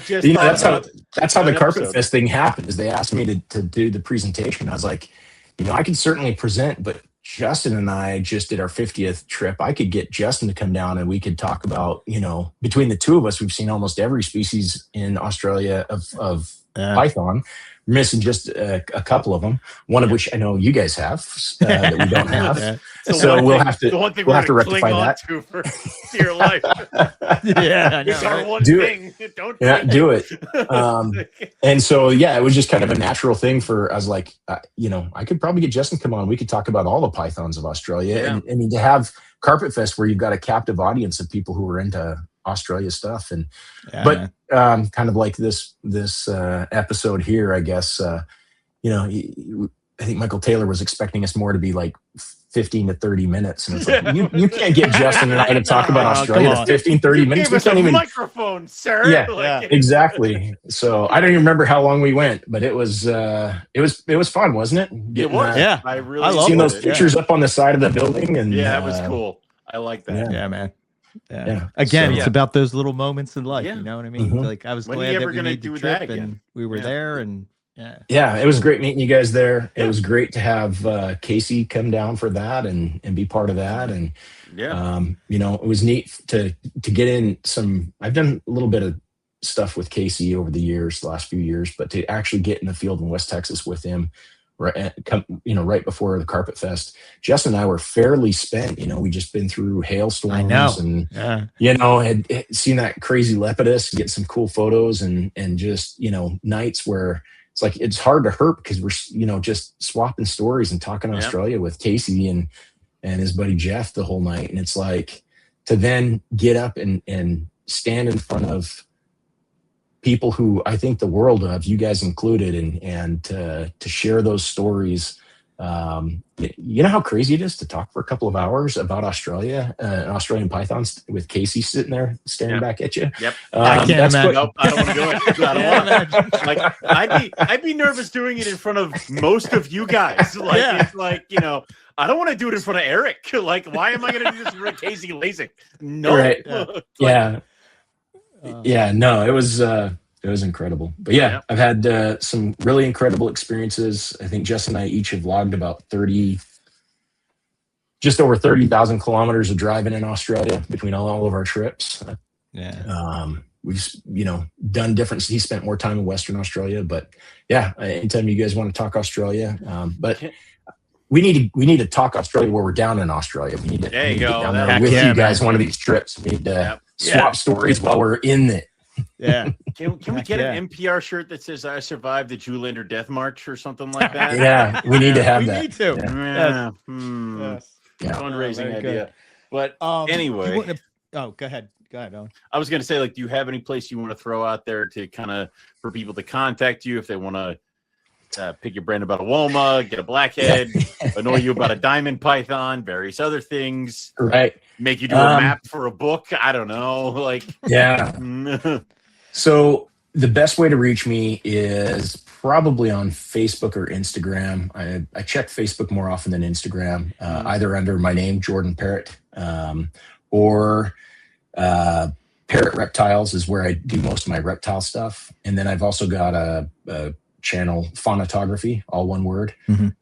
That's going to be more of just my photos. I had a website up and I'm transitioning that to an Instagram. That's, when I go out and take pictures of like the eclipse a couple years ago here in Texas, or some of the landscape stuff. I saw that on your Instagram. Oh, thanks. Yeah, that's pretty cool. That's awesome. And some of the non-reptile stuff that I see, that's going to go more on Faunatography. Perrett Reptiles will be more of the adventures and getting out there and doing stuff. And then, of course, I've got more friends know me just is under my own name, and so I still post a lot of that stuff there, share that back. But Perrett Reptiles is probably best on Facebook and or Instagram. Okay, could be the best way to reach me. Cool. I'll put all the links in the show notes so everybody can and click on it. You have on your Facebook, you already have the Pituophis book. So if you're looking for links to get to that book, go follow Jorden. He has them listed. There you go. Potato. So yeah. And I gotta say, because this is gonna air before IHS, but man, anyone who's not planning on going, you need to rethink your priorities in life. The 50th anniversary of IHS is going to bring out, I talked a little bit about those giants of herpetoculture that we're all standing on their shoulders. Yeah. We don't have a ton of them left, and there's several of them that are going to be there. And if there's any way you can make it, you're probably going to be sleeping in a ditch somewhere, because I'm sure the camping sites are all going to be taken. I know all the Airbnbs are gone. The nearest hotels are like 45 minutes away. Wow. But it's, no shit. For those of us who are bibliophiles, Bob Ashley's library there. I mean, I think I've been amazing. there 7 times now. Fantastic. It is such an incredible place. And so to go there and, I heard that, in fact, that Pituophis book, the copy that went for $10,000 at NARBC in Tinley at auction is going to be there as well. Wow. Okay. And just tells artwork that's there and everything else. I mean, even if you weren't going for IHS, you got to go there. It's just such an incredible place. And Bob's talk about a legacy and giving back to the community. That guy has really set the gold standard, and hosting the 50th IHS is going to be ridiculous. The who's who of those giants I've referenced a dozen times, they're going to be there. And if you're not there, shame on you. So. What are the dates?